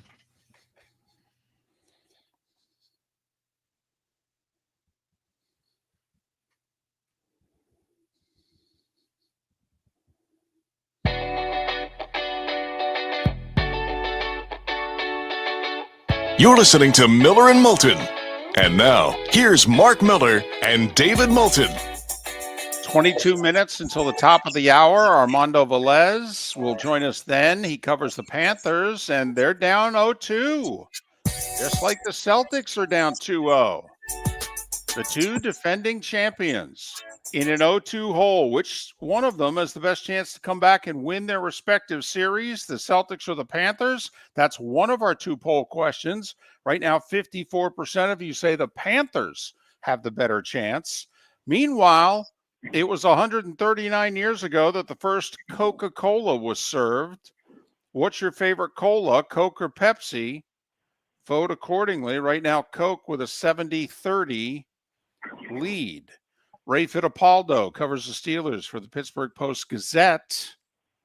Okay. By the way, Ray, do you have two votes there, Coke or Pepsi or Panthers Celtics? I love the Panthers last year. I don't know what's going on early in this series. If I had to pick, I'd say the Panthers have the best chance to turn it around. And then for Coke, I like Coke better than Pepsi, and I'll go cherry Coke if I had a choice. All right, there you go. Well, the Steelers had a choice, and they sent Pickens to Dallas. You know, when I originally saw it and we didn't know the details, I thought that Dallas was going to be giving up a second. When you look at them just giving up a third-round pick, and the fact that if they would have kept Pickens, they would have probably got a compensatory pick in the third round, 10, 15 spots where this pick is, does it make sense to you to ship him out? Well, I mean, in the end, they just wanted to get rid of him, guys. I mean, they didn't want to deal with him anymore. He did not show up for the first phase of their off-season workouts. Now, you know, those are voluntary, but I think you could probably gather that Pickens wasn't going to be cooperative. He was probably going to be a headache for the entire spring and then for training camp leading up to the season. So when you think about it, sometimes there's addition by subtraction, and I think given what they went through in Pickens' first 3 seasons, I thought they thought it made sense to, just get rid of that distraction now, start anew. They'll probably have to sign a Keenan Allen or, acquire an Alan Lazard or, somebody like that. But I think in the end, they just didn't want to deal with George Pickens any longer. So are we to infer that Tomlin then officially gave up on him? Because, I mean, Ray, I'd like to think that if Tomlin went to Omar and said, listen, let's try it one more year, we got him a legitimate partner. Okay, so was this Tomlin, who doesn't often give up on a talented player, giving up on a talented player? Yeah, I think it's interesting because Mike always believes he can fix guys, right? There were plenty of red flags about George Pickens coming out of college. I think you guys will remember that, he was one of these guys who were, there were all kinds of issues at Georgia. And, Mike sort of falls into that trap. He's done it with other guys, and, Antonio Brown being probably the best example. And, they got way more out of Brown than they ever got out of Pickens. But, yeah, I think for Mike to throw his hands up and say, let's do it now, that kind of tells you the story. And, George Pickens just never responded. The Steelers and every NFL team have people in place. If you have personal problems or, you have some issues you have to deal with, they have professionals there to help you work through those things. And George just didn't care. He didn't want to turn it around. He didn't want to be on time for games, be on time for practices. Just didn't want to be a good teammate. And when that happens, I think the coach knows if he doesn't respond to that, he'll lose the locker room. And I think Mike was maybe in danger of doing that if he kept George Pickens on his football team. Well, it certainly makes the draft of 2022 be a complete bust now for Pittsburgh because they took Pickett with the first pick, Pickens with their second pick, and didn't get much out of the rest of that draft. The offensive side of the ball, and, as we talked off air before you came on, Ray, the biggest story is still out there. If and when Aaron Rodgers signs. Most people think he is going to, and, I would think, are they going to get him the receiver they want before they sign him, or do you would imagine they're going to try to get the Rodgers deal done before filling the void that they have at wide receiver? Yeah, it makes all the sense in the world to get the Rodgers deal done first. I mean, guys like Keenan Allen are still out there. I think a lot of those guys, Amari Cooper, those types of guys are going to sit back and kind of try to find the best situation for them close to training camp. So I don't think it'll be an issue of these guys going off the board. And if you look at Aaron's history, he does like to work with guys he's familiar with. And, I was looking yesterday, Allen Lazard had a good year with the Jets last year. I think he had 6 touchdowns, 500 and some yards receiving. If they have to trade a mid or a late round pick to get him, I think it's well worth it. And I think you needed guys to fill out that receiver room because after DK Metcalf, the second most productive receiver on their roster right now is Calvin Austin III. And Calvin Austin III had, I think, 548 receiving yards and 4 touchdowns last season. So there's still a big hole there. They got time to fill it. And I think the first domino to fall will be Aaron Rodgers, and then they'll deal with it after that. Ray Fittipaldo covers the Steelers, Pittsburgh Post-Gazette. Follow Ray on X, Ray Fit with 2 T's and the number 1. Ray Fit, F-I-T-T, and the number 1. Where are the Steelers with money? Because, Pickens may have been a pain in the butt, but he was cheap. Okay, so in theory, anybody they bring in is going to cost more, and obviously they have to sign Rodgers. So how much money do they have to play with to sign their quarterback and their veteran receiver? They have plenty of money under the cap. I think Aaron Rodgers is going to end up playing for anywhere between 10 and 20 million a year. I think they're still like 35, 37 million under the cap. So, like I said, if they acquire Lazard is only on the books in 2025 with his current Jets contract for $2.5 million. So that's very doable. But listen, if Keenan Allen wants 5 or 7 million, they could do that. Right now money is not an issue for them. They've got plenty of money to sign a quarterback like Rodgers and also to get a receiver as well. Ray, are you confident enough in this offensive line? Because it was not good last year. A lot of young players, another year under their belt. It looks like they're going, it's a really, really young line. How confident are you that they can produce? I'm pretty confident about the interior. I thought Zach Frazier was really good as a rookie last year. When you have a center who can solidify the middle like he did, I think that's only going to bode well for the future. So we got a vet in Isaac Sayamalu at left guard. Mason McCormick was a rookie last year. I thought he did okay. To me, the question is a tackle. And they're moving Broderick Jones from right tackle to left tackle. He really struggled last year, did not have a good season. So anytime you have your blindside protector who's a question mark, to me, that's a big red flag. So that's certainly something to watch. And then at right tackle, they're going to have Troy Fautanu play right tackle. Troy Fautanu could be their best offensive lineman, but he's got to stay healthy. And he had some injury concerns when he was at Washington. That was part of the reason he fell to number 20 in the draft last year. And it turns out he had 2 injuries with the Steelers. And the final one, as a rookie, landed him on IR. So if he's healthy, the right side will be no issue at all. And then they would just have to worry about Broderick Jones on the left. But I do still have some concerns about Fautanu's ability to stay injury-free for an entire season. Ray, final question. Arthur Smith and Aaron Rodgers, that does not seem like a philosophical marriage made in heaven, the way Rodgers likes to run an offense and the way Arthur Smith likes to run an offense. Yeah. Do we think that this is going to work? Because in theory, like if Rodgers would agree to the transition that Elway made in the late 90s, when Mike Shanahan convinced him, we've got to run it first. You're not the dominant person in the offense anymore. Aaron doesn't seem willing to make that concession yet. Don't you find that that is probably the biggest issue that's going to hover over this team? Is it going to be Aaron Rodgers' offense or Arthur Smith's offense?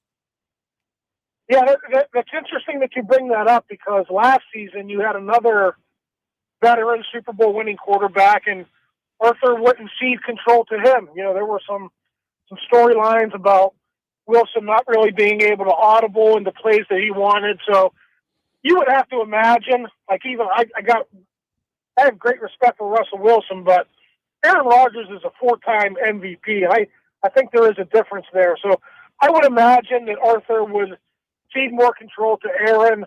Aaron would be able to run the offense, I think, more in line with the way, his vision for it. But I do think you're right.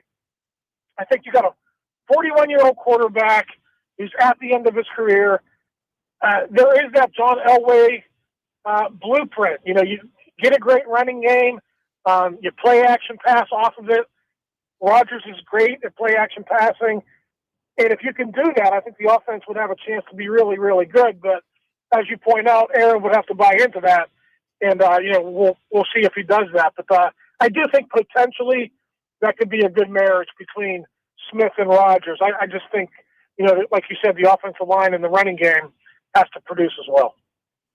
Well, Ray, we hope you're not delaying your vacation until Rodgers signs, and then we hope you're not on vacation when Rodgers signs. But between now and camp, obviously safe travels. We wish you all the best. All right, thanks, guys. Appreciate it. Ray Fittipaldo, Pittsburgh Post-Gazette, covers the Steelers. Follow him on X, Ray Fit with 2 T's, Ray F-I-T-T, and the number 1, Ray Fit 1. He's been a very consistent longtime guest on this show. Yes. I mean, with different teams, the New York teams, you've got a plethora of different people you go to. Andy Baskin's kind of our guy in Cleveland. Mo Egger's kind of our guy in Cincy. But Ray Fittipaldo's been coming on the show now for years. Goes back to our first act when we were in the afternoon, and I think Ray may have been the guy that we went to when we did our mock drafts. Right. That's one of the longest running guests who we don't have on regularly. Right. And not only that, we've never done a thing for him. I mean, we haven't even sent him a free T-shirt or a pen or a koozie or anything. Probably should. Probably should. Probably wouldn't be a bad idea.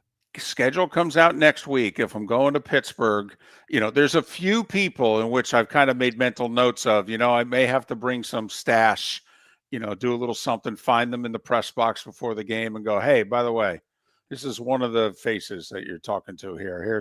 Here's a little something. Have a pen. Have a coaster on us. Really. Thanks.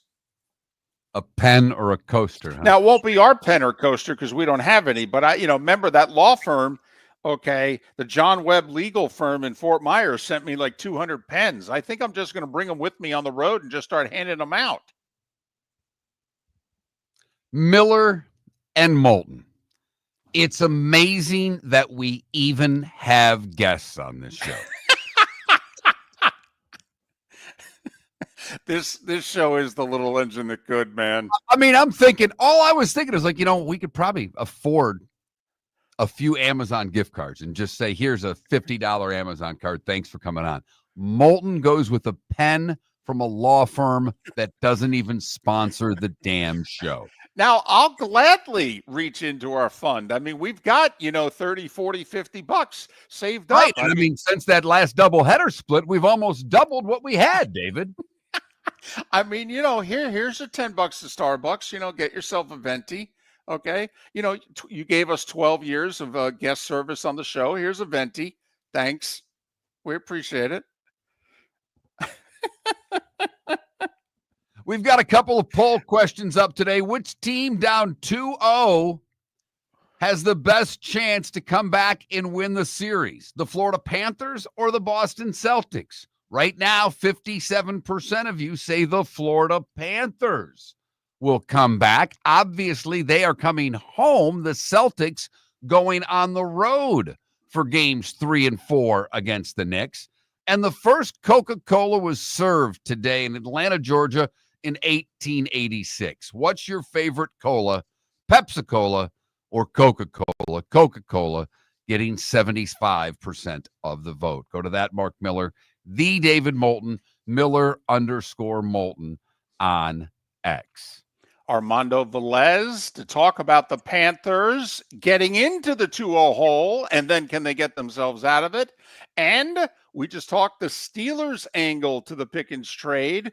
Give us 45 minutes. We'll hear the Cowboys angle to the Pickens trade. Your votes on the poll question, many other things to discuss. Hey, thanks for spending this Thursday with us. We hope your week is going well, and thanks for listening to Miller and Moulton and MillerandMoulton.com. Miller and Moulton would like to thank the sponsors that, quite frankly, saved the show in 2024. Whether it was Floor Meisters, American Paint Supplies, Glass Doctor, Molly Maid, Cigar Bar, Sleep Treatment Direct, the Diamond District, and even the Cape Coral Police Department, thank you. We're hopeful of a great 2025, still needing sponsors, so reach out to Miller and Moulton via X, at that Mark Miller or the David Moulton, or text us at 21,000. But Miller and Moulton says thank you to our sponsors and to you, our loyal listeners. Mark Miller for Sleep Treatment Direct. They are helping me with sleep apnea. And by helping me, I mean curing me. No more CPAP machine. No more snoring. No more tossing. No more waking up exhausted. Their expert team got me the right treatment, fast and hassle-free. If you want to feel energized and get rid of your snoring, call Sleep Treatment Direct today. 444-1741. That's 239-444-1741. Sleep Treatment Direct. Sleep safe and sound. American Paint Supplies, for nearly 30 years, is your one-stop shop for all your coating needs. If you are a designer, a contractor, a professional painter, or a weekend warrior, American Paint Supplies is the place where experts go to get expert solutions. At 6100 Shirley Street in Naples off of Pine Ridge, American Paint Supplies delivers the best solutions with the best products with the best support. Meet Gene and his team today at American Paint Supplies. Call 239-566-2700. That's 566-2700 or online at AmericanPaintSupplies.net. Basketball's heating up the hardwood. What a great time to stop in at the Floor Meisters and look at their hardwood. A large selection to choose from, including Mirage hardwood flooring. Floor Meisters has a look and style you want. Mirage wood is grown and made in Canada from the finest quality wood flooring you'll find. And while you're in, ask to see the Petite Enfant collection. 5 custom colors made only for the Floor Meisters. So good it has a 35-year warranty. Floor Meisters, 6281 Naples Boulevard, next to Costco, or floormeisters.com. We've got a text message for Dr. Dollar. A few of my friends are taking daily Cialis or Viagra.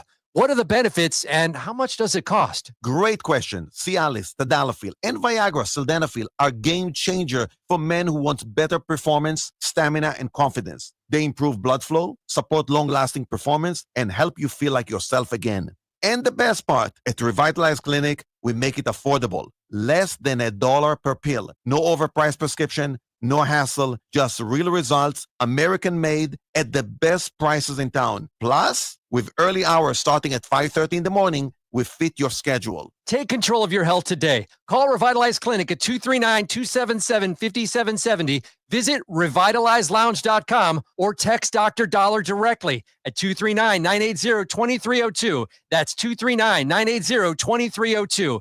Get results. Get confidence. Revitalize Clinic, because every man deserves to perform at his best without breaking the bank. Text Dr. Dollar now at 239-980-2302. This is Miller and Moulton.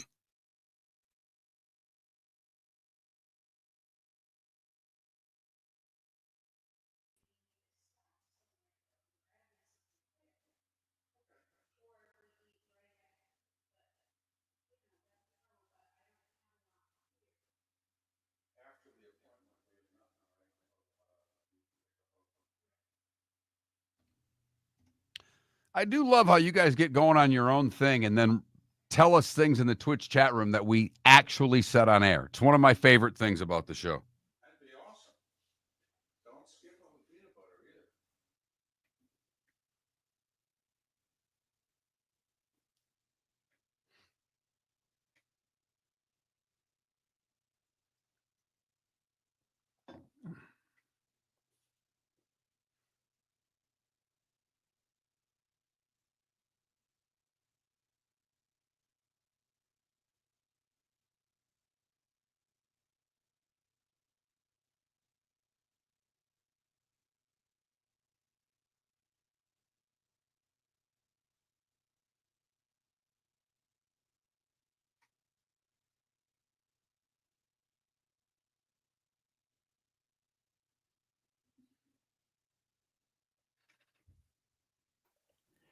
I mean, ambient, you know. 2 hour difference, ambient. Yeah, it's hard. I mean, I'm amazed, like we got this Dallas guy today. I mean, that's 7:38 his time. He's coming on our show. So, I mean, Ray Fitt comes on 7:38 Eastern time. That's right. I mean, for us to get, that's why, and David Sampson actually, unfortunately, is going to be moving to 9 here soon. But having David at 7 was unbelievable. I mean, it is really hard. Listen, we would love baseball guests. We can't get them. Period. They all cover the game. Okay. And then by the time they're done with their work and they leave the press box, and whether they go out after the game or not, okay, they don't want to do early mornings. And baseball people sleep in. They get to the ballpark early afternoon.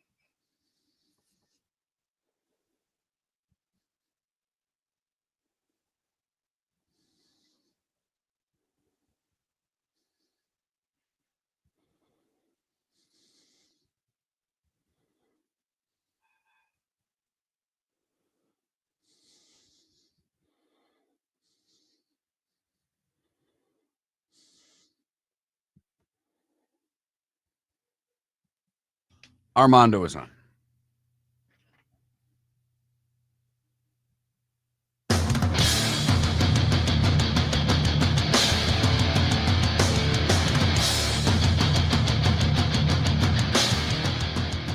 You're listening to Miller and Moulton, coming at you from the Floor Meister Studios. Floor Meisters, keeping it real. And now, here's Mark Miller and David Moulton. Thanks for being with us. We're halfway home in the 239 and the 904. Final hour of the show in Lake City, Live Oak and surrounding areas, Port Charlotte, Venice and surrounding areas. Miller and Moulton, millerandmoulton.com, Miller_Moulton on X. 2 poll questions today. Which championship team down 2-0 do you give the best shot at coming back to win their respective series, the Celtics or the Florida Panthers? Right now, more of you believing in the Panthers than the Celtics, although it's close. And then, what was it, 139 years ago today, the first Coca-Cola was served outside of Atlanta. Coke or Pepsi? What's your preference? It's that simple. It's about 70-30, 75-25 Coke right now. Vote accordingly. Armando Velez covers the Panthers. He writes for the Panthers for the Hockey News, and then he hosts the Locked On Panthers podcast. You can follow Armando at MondoMan12, MondoMan12. Armando, it's David and Mark. Good morning. How are you? Good morning. Thank you once again for having me on the show.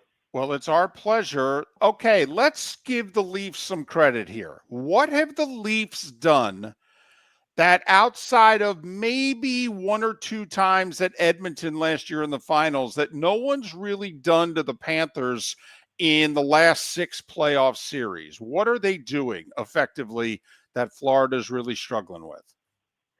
Well, they are taking away the shooting lanes for the Panthers. I mean, both games, for games 1 and 2, the Panthers have led in shot attempts by they were held it by in 2/3 in favor of them, but it's been the Leafs have been more than comfortable in their defensive zone of just getting in front of pucks and then just going to battle and then cleaning up the net front for them.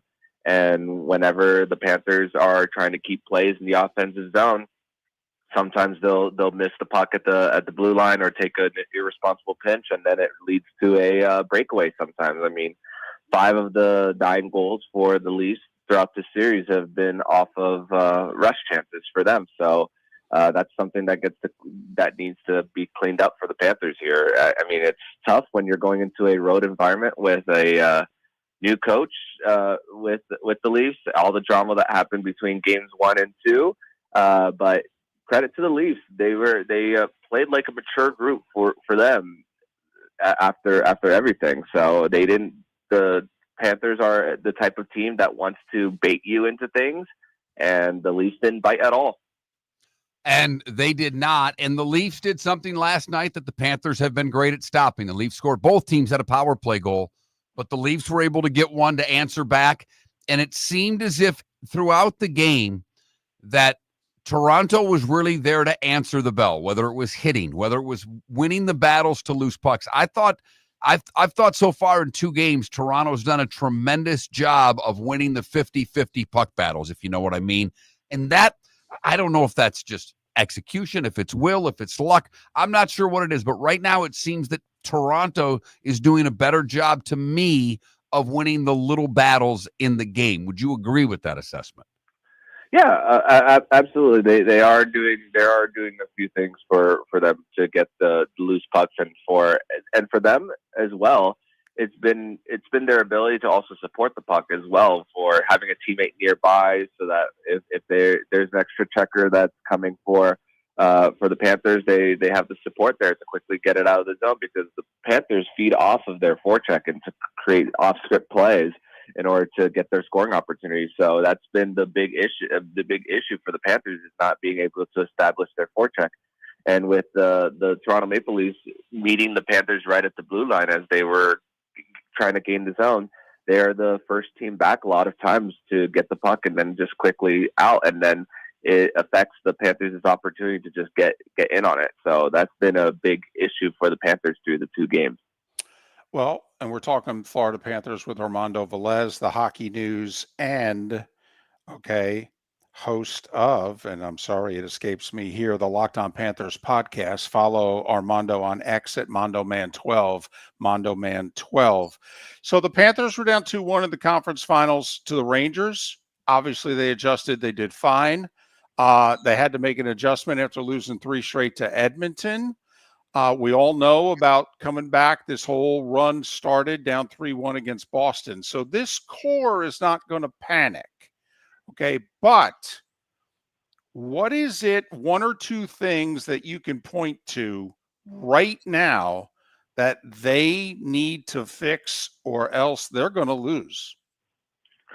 Yeah, for them, it's crazy because I'm not sure how much into analytics you are, but Sergei Bobrovsky gave up 4 goals on the night, and the expected goals for him were at around a 1.5 for him. So I know that the Leafs have gotten their breakaway opportunities, but sometimes you need to have your goaltender bail you out when you're not playing at your best. And for Bobrovsky, he hasn't been able to at least bail the Panthers out. And it's just we have seen this before of playoff Bobrovsky for him, of just being able to get his team that save when necessary. And also the Panthers just need to play a little tighter for them. I mean, the thing that people I don't think are talking about enough is the fact that how much Aaron Ekblad's suspension really threw off the Panthers' blue line chemistry for them, because they've had Seth Jones back in the top pair, they've had Dmitry Kulikov in the top 4 for him, and the fact that they don't have as many games under their belt in the playoffs for them just throws off so many things, even with them just being back intact for them, that even on a breakaway goal in game 1 for the Leafs, there was a miscommunication on who was supposed to get on the ice, where the Panthers had 4 guys on it for at least 4 or 5 seconds, and then it leads that 5th goal for them in game 1. So I mean, that's another noteworthy thing for the Panthers on just why things have gone so wrong. Well, and to me, Tkachuk last night had a -2 game. He's had 1 assist so far in 2 games. It's the time of the year when your best players have to perform, and Matthew Tkachuk has to play better, Armando. I don't know about you, but it starts at the top offensively. And yes, they scored enough goals last night to win, but one of your best players is -2. He's got to be better than that to me. Absolutely. And 3 shots on goal through the first 2 games, and all 3 of the shots came actually in the second period. No shots in the first, no shots in the second for Matthew Tkachuk. And there's no secret that he's still playing through that groin injury that he suffered in the 4 Nations, coming back in the Tampa series. I mean, his minutes were no more than 16 minutes in the Tampa series. There was at one point that he was playing 12 minutes to start, and now his minutes are up in this series, and he just he's had a different winger now a few times, with Mackie Samoskevich being there to start, then bring Evan Rodriguez, and then to start the 3rd period last night, Mackie Samoskevich was back on that second line to try to match speed for speed.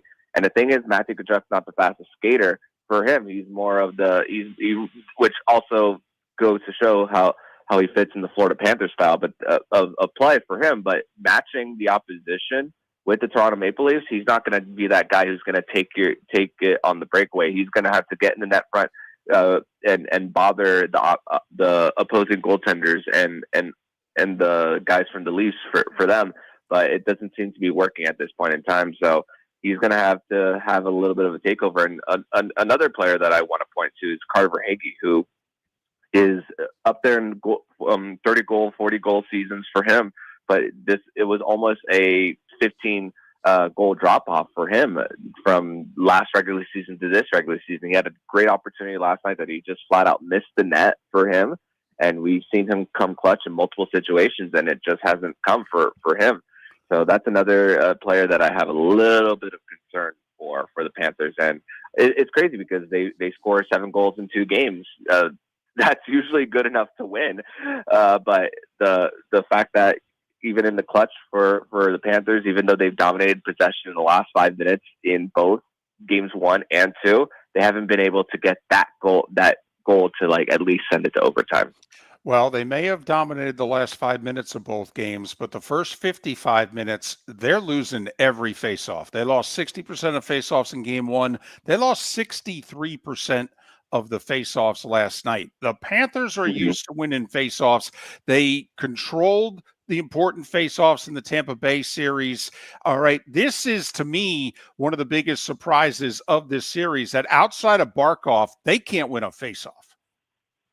Oh yeah, no doubt. And even they broke down on the game last night on the broadcast how when the puck trickles around in the zone, that Sergei Bobrovsky is coming up to try to play the puck to get a quick out for the Panthers there, because he does not want a defensive zone draw in his own end, so that the Panthers can get it out quickly and hopefully catch the Toronto Maple Leafs on a change for them. So that's been an issue for them.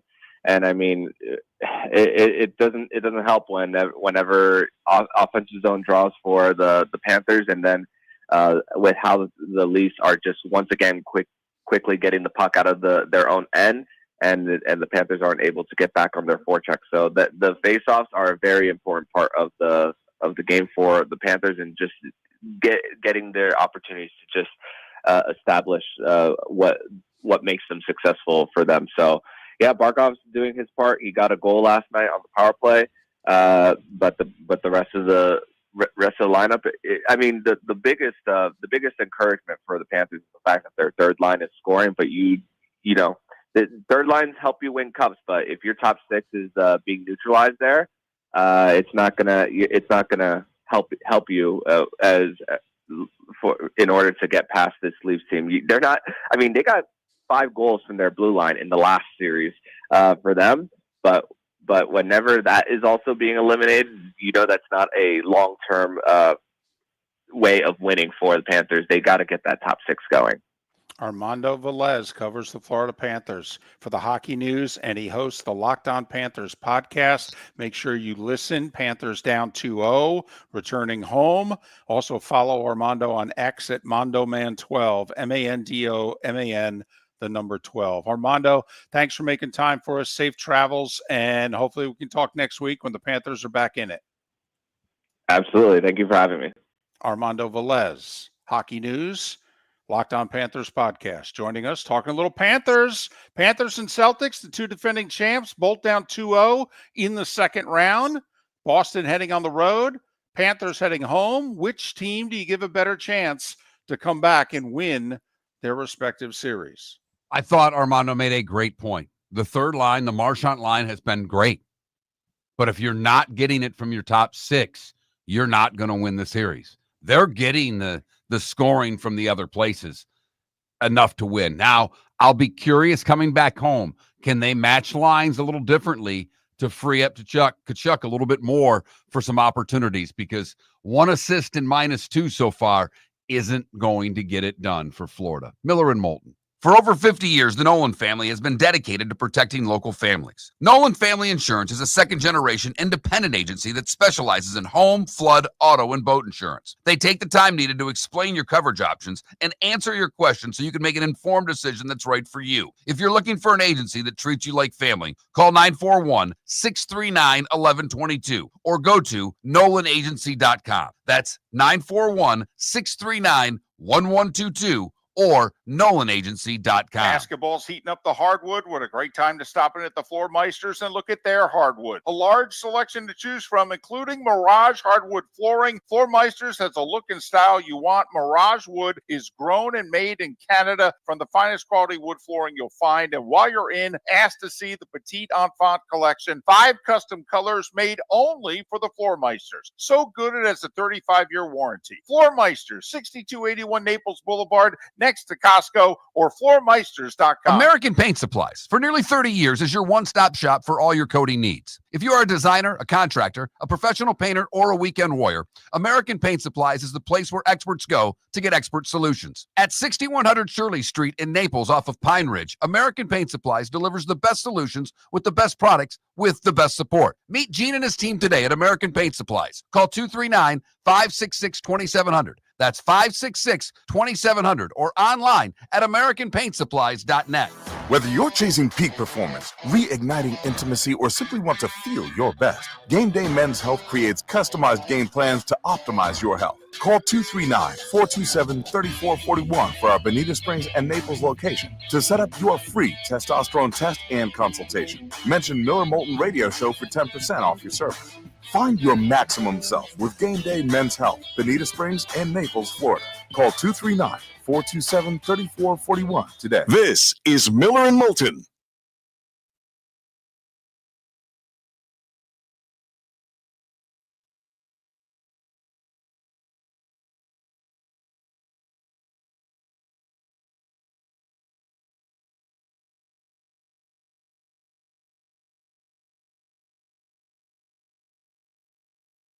Irish football. Bobrovsky's going to the Hall of Fame and won a Stanley Cup. How is he overrated? Now, he hasn't played well in the 2 games, but overrated? It's a Stanley Cup winning goaltender. More than likely going to go to the Hall of Fame. Now, Irish, you're probably a much more astute hockey fan than I am, but explain that one to me.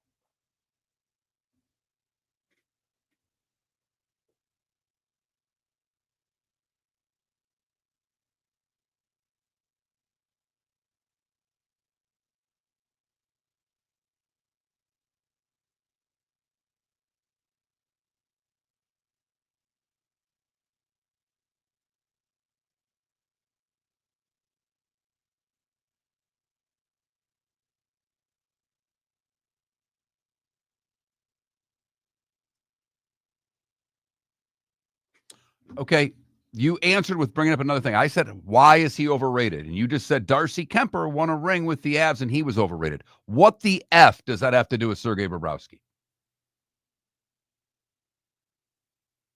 Well, there's some that I just ignored, despicable. There's one person that I'm not even going to respond to because he's antagonistic, and that's exactly what he does.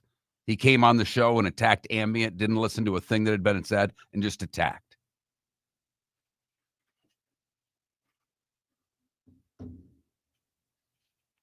There have been people who have texted me to actually want some of you banned in the Twitch chat room. I will never do that. Ever.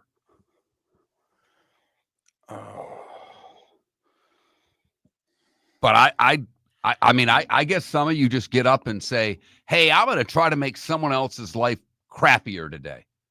And if that's your MO in life, good for you. It's not mine.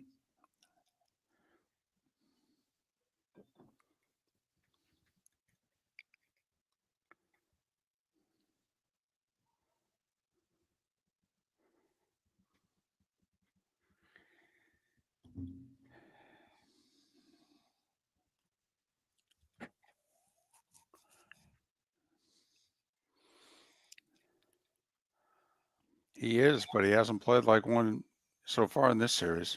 There's no doubt. He's got to pick it up.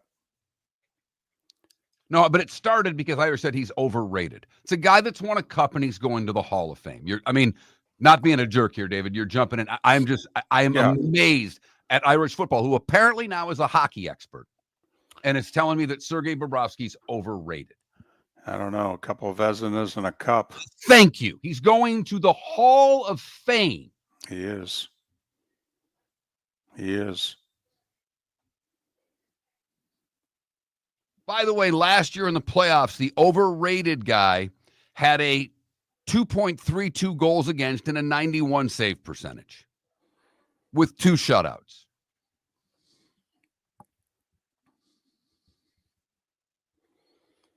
Deciding game against the Rangers, he won 2-1. Deciding game against the Oilers, he won 2-1.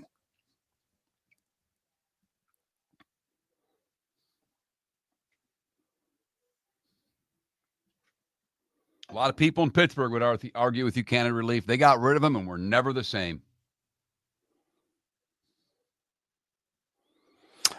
But Canada Relief, I will say, his analytics are not nearly his reputation, if you believe in that.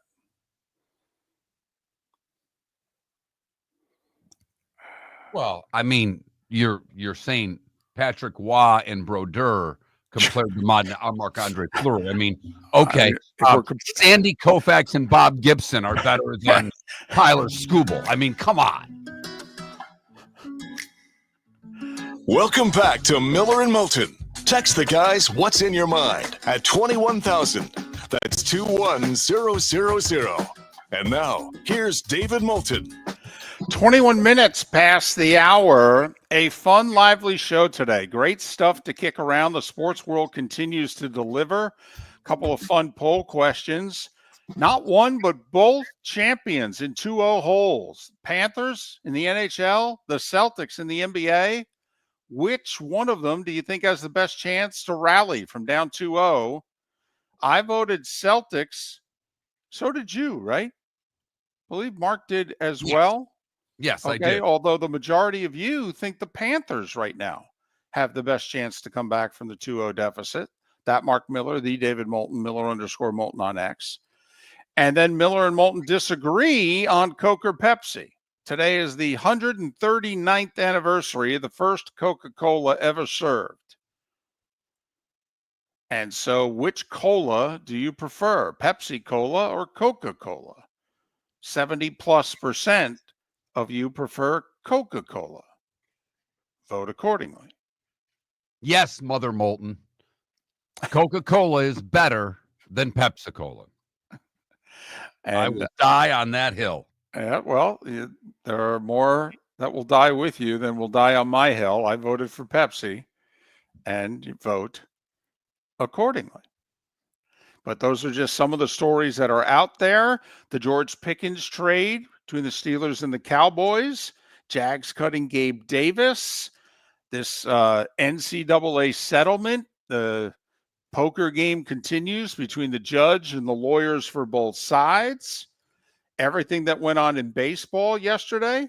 How about Rory McIlroy telling the truth out loud, which is basically, I don't want to hear about old courses and architecture and, this, that, and the other thing. You know what basically golf is now? Bomb it out there as far as you can, find it, and hit it again. Okay. Well, when you hit it 380, I guess you can say that. One of the great drivers of all time, just basically saying John Daly was right. Grip it, rip it, find it.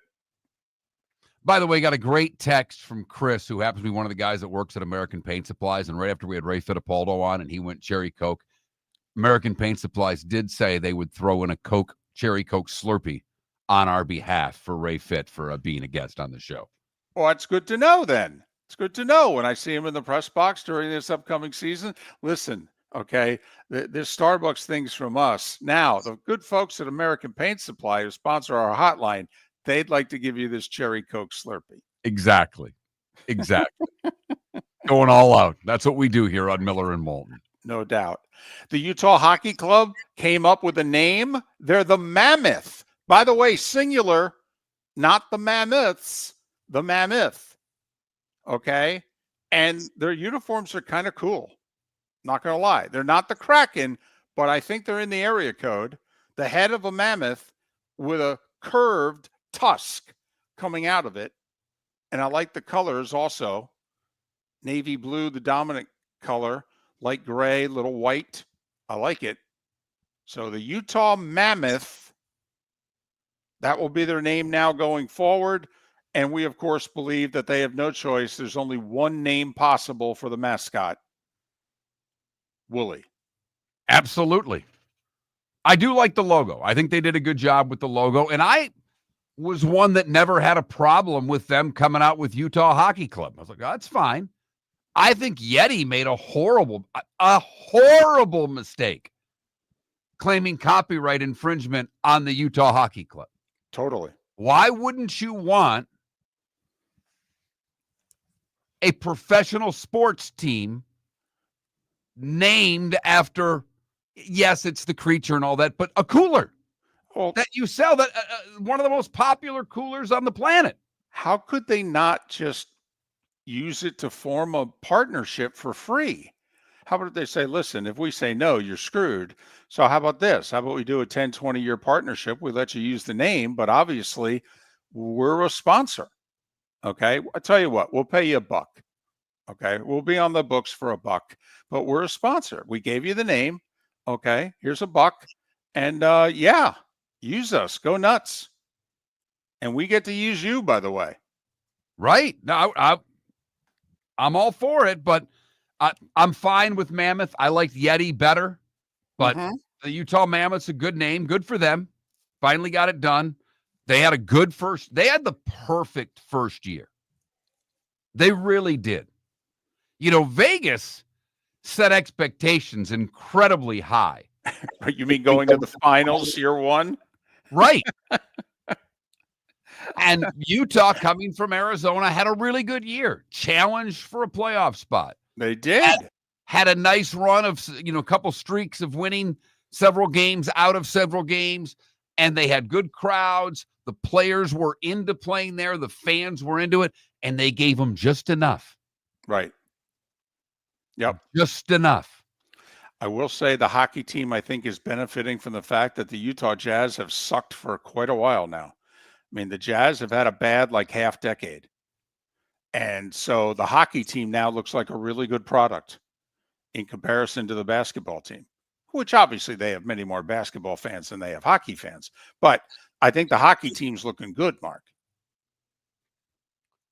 Absolutely. Now, they've got to improve next year and make the playoffs here in the next 2, but you are on to something that, the Kraken, they had a great second year and fell off. And as Seth has pointed out to us many times on the show, that hockey team is just a hold pattern until they get a basketball team back in Seattle, because that's what they want. I do need to point out that Aaron Judge has gone 1 for 10 this week, so he's hitting just 400. Okay, do need to point that out. And Mark, I asked this only tongue-in-cheek, what is more remarkable, the Knicks having trailed by 20 in the third quarter of both games 1 and 2 and having won them both, or Javi Baez hitting 313? Oh, I thought you were going back to the Pacers question. I think it's Javi Baez. I don't know what I mean. He was on the witness protection program for a couple of years. And he hit like $170 last year. They finally had to, they kind of fake injury in August and, sent him home and, we'll see you next year. But I mean, he was not a Major League Baseball player last year. And the only reason he wasn't cut was because he was in year 2 of a 5-year contract at $20+ million a year. Since coming to the Tigers, Javi Baez in his first year played 144 games and hit 238. In his second year, he hit 222 in 136 games. Last year, he played 80 games for the Tigers, hitting 184. There we go. There we go. And they basically left him out of the lineup for that entire run that they made beginning in August to end up qualifying for the postseason. He wasn't even a part of it. No, they sent him home. They came up with like an imaginary injury, and they sent him home. And they said, we'll see you next year when we only have 2 years left on your contract, and maybe we'll cut you. David, in fact, he's played 29 games this year. He played 80 last year. He's 19 hits away from tying his total from last season. So, we don't know if this Knicks winning thing is going to continue, and we don't know about this Javi Baez thing. We don't know if Judge can keep hitting 400. Don't know if the Knicks can keep winning. We really don't know if Javi Baez can stay in the majors. But we just wanted to point out some of the theater of the absurd that's going on in sports right now. That's the funny thing, though, that Judge has gone 1 for 10. And what's he hitting now? He's still hitting 400? Yes, right on the money. He's hitting 400. 0 for 4 last night, 1 for 10 against the Padres. He's hitting 400. Right. Absolutely remarkable. Yep. And he and what Goldschmidt was cracking the cover off the ball too. Other than that, they're getting no production at the plate from really anyone. Well, a couple of the young guys that they've called up, have had to promote, are beginning to produce. We'll see if they can continue. You know, I mean, you have 3 good games in a row in New York. They want to make you a star, but a couple of the young guys produced, especially last night. 2-run homer in the 8th from a young guy. Listen, if you're a Yankees fan, Devin Williams with a big 10th inning last night. That's a good sign because you're going to need him. Miller and Moulton. Kyle Youmans covers the Cowboys. We'll get their perspective on the Pickens trade next. Mark Miller for Molly Maid. Why Molly Maid, you ask?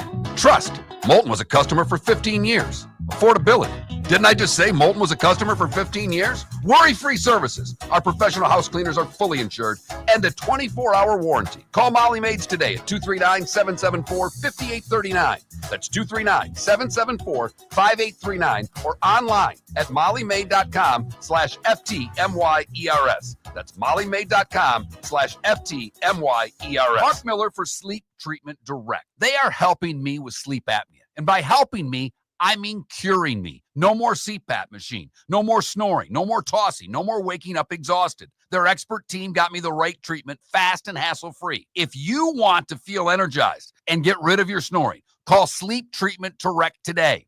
444-1741. That's 239-444-1741. Sleep Treatment Direct. Sleep safe and sound. Basketball's heating up the hardwood. What a great time to stop in at the Floor Meisters and look at their hardwood. A large selection to choose from, including Mirage hardwood flooring. Floor Meisters has a look and style you want. Mirage wood is grown and made in Canada from the finest quality wood flooring you'll find. And while you're in, ask to see the Petite Enfant collection. 5 custom colors made only for the Floor Meisters. So good it has a 35-year warranty. Floor Meisters, 6281 Naples Boulevard, next to Costco, or floormeisters.com. American Paint Supplies, for nearly 30 years, is your one-stop shop for all your coating needs. If you are a designer, a contractor, a professional painter, or a weekend warrior, American Paint Supplies is the place where experts go to get expert solutions. At 6100 Shirley Street in Naples off of Pine Ridge, American Paint Supplies delivers the best solutions with the best products with the best support. Meet Gene and his team today at American Paint Supplies. Call 239-566-2700. That's 566-2700 or online at AmericanPaintSupplies.net. This is Miller and Moulton.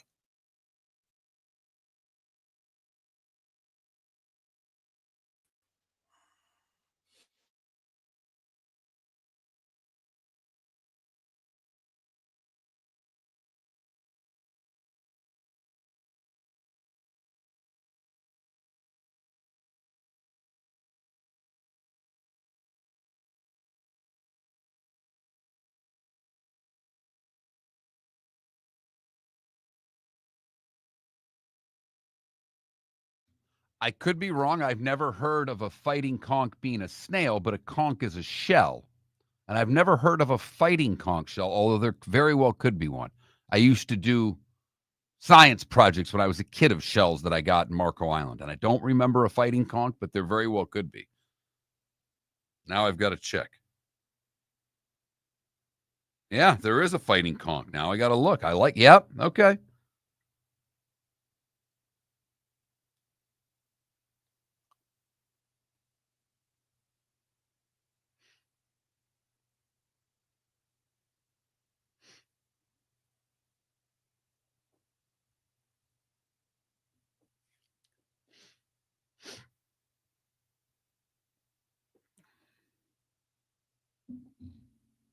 Well, it's not a snail, it's a conch. Yes, it's better than it's so much better because we have a lot of conch shells. And that's how you pronounce it. Canada Relief. We thought it was, it's one of those, it looks like conch, but it's conch.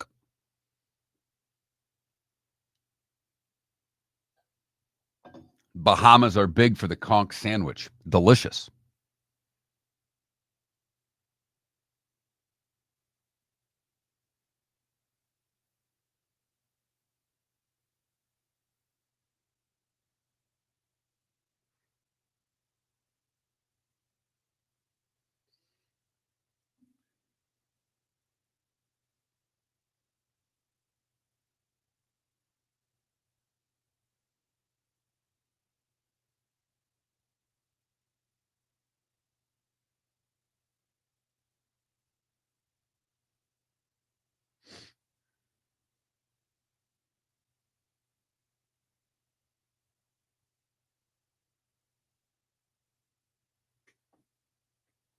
When made right, I agree with you.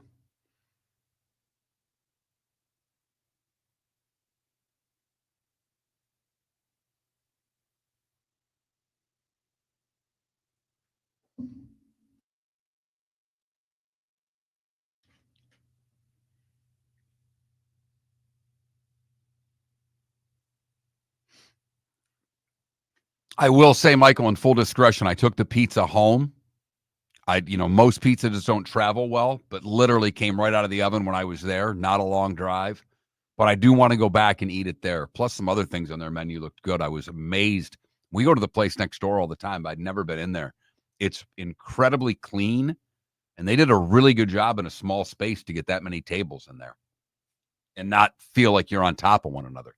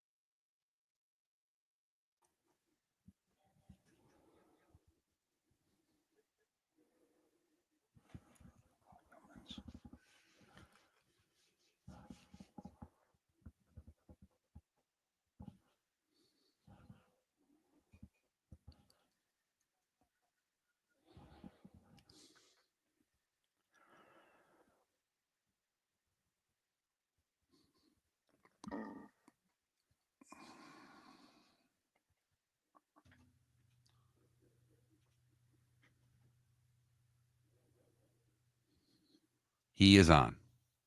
Great.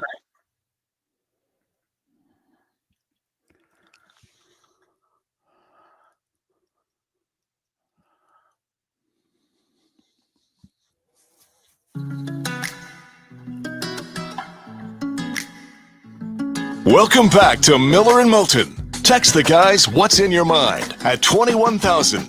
That's 21000. And now, here's David Moulton. 22 minutes until the top of the hour. 2 poll questions today. 139 years ago today, the first Coca-Cola was served. Which is your cola of choice, Coke or Pepsi? But also, we got 2 defending champions in 2-0 holes, the Celtics and the Florida Panthers. Which defending champ do you give the best chance to dig themselves out of the hole and win their series? A little more than 50% of you say the Florida Panthers. That Mark Miller, the David Moulton, Miller_Moulton on X, and vote accordingly. Kyle Youmans covers the Cowboys, TV and radio host in Dallas, also co-host of the Talking Cowboys podcast. Follow Kyle on X at Kyle_Youmans, YOUMANS. Kyle, it's David and Mark. Good morning. How are you? Good morning, everybody. How are you guys? Well, we are great. All right, just throw it in underhanded to get it started. Your reaction, and then those around you's reaction to acquiring Pickens. Yeah, I think for the most part, people in Cowboys Nation are happy with the trade because you didn't necessarily give up a ton of draft capital first off, and this is a team that loves to hold on to their draft capital if they can, but they also love to give up some 4th-round picks for taking a chance on a couple of guys like they did with Trey Lance and like they did last year with Jonathan Mingo. But you had a glaring hole for a wide receiver too. You have CeeDee Lamb, who of course is an elite wide receiver, somebody who's made the Pro Bowl each of the last 4 years and is one of the top receivers in football. But then after that, you kind of had a bunch of guys. You had Kevontae Turpin, you had Jalen Tolbert, you've got Jonathan Mingo, and all these guys are considerable NFL talents, but they're not a number 2 receiver or even a 1B. And at least from the film aspect and the X's and O's fit, they went out and got a 1B to pair with CeeDee Lamb. I mean, it's a legitimate duo between Pickens and Lamb that you can compare to some of the best duos at wide receiver in the National Football League. So there's some skepticism because of the off the field and some of the locker room antics that could come along with a move like this. But from a football standpoint and from what they did give up in order to bring him to Dallas, I think for the most part, Cowboys fans view it as a home run move. Do you think that Pickens will be able to accept the role of being a 2, or even, as you said, and I think your estimation is more accurate, a 1B, because he has the talent to be a 1. He's not yet shown it. How much do you think being the 1B or the 2 will help or hurt him? I think he comes in with the expectation that he's going to be, first off, he's in a contract year, so he wants to show out. And of course, the question was asked yesterday within the media, what does an extension look like? And I think Pickens' representative said that he's not looking for an extension. He wants to show that he is one of the best in the league this year. So he's betting on himself.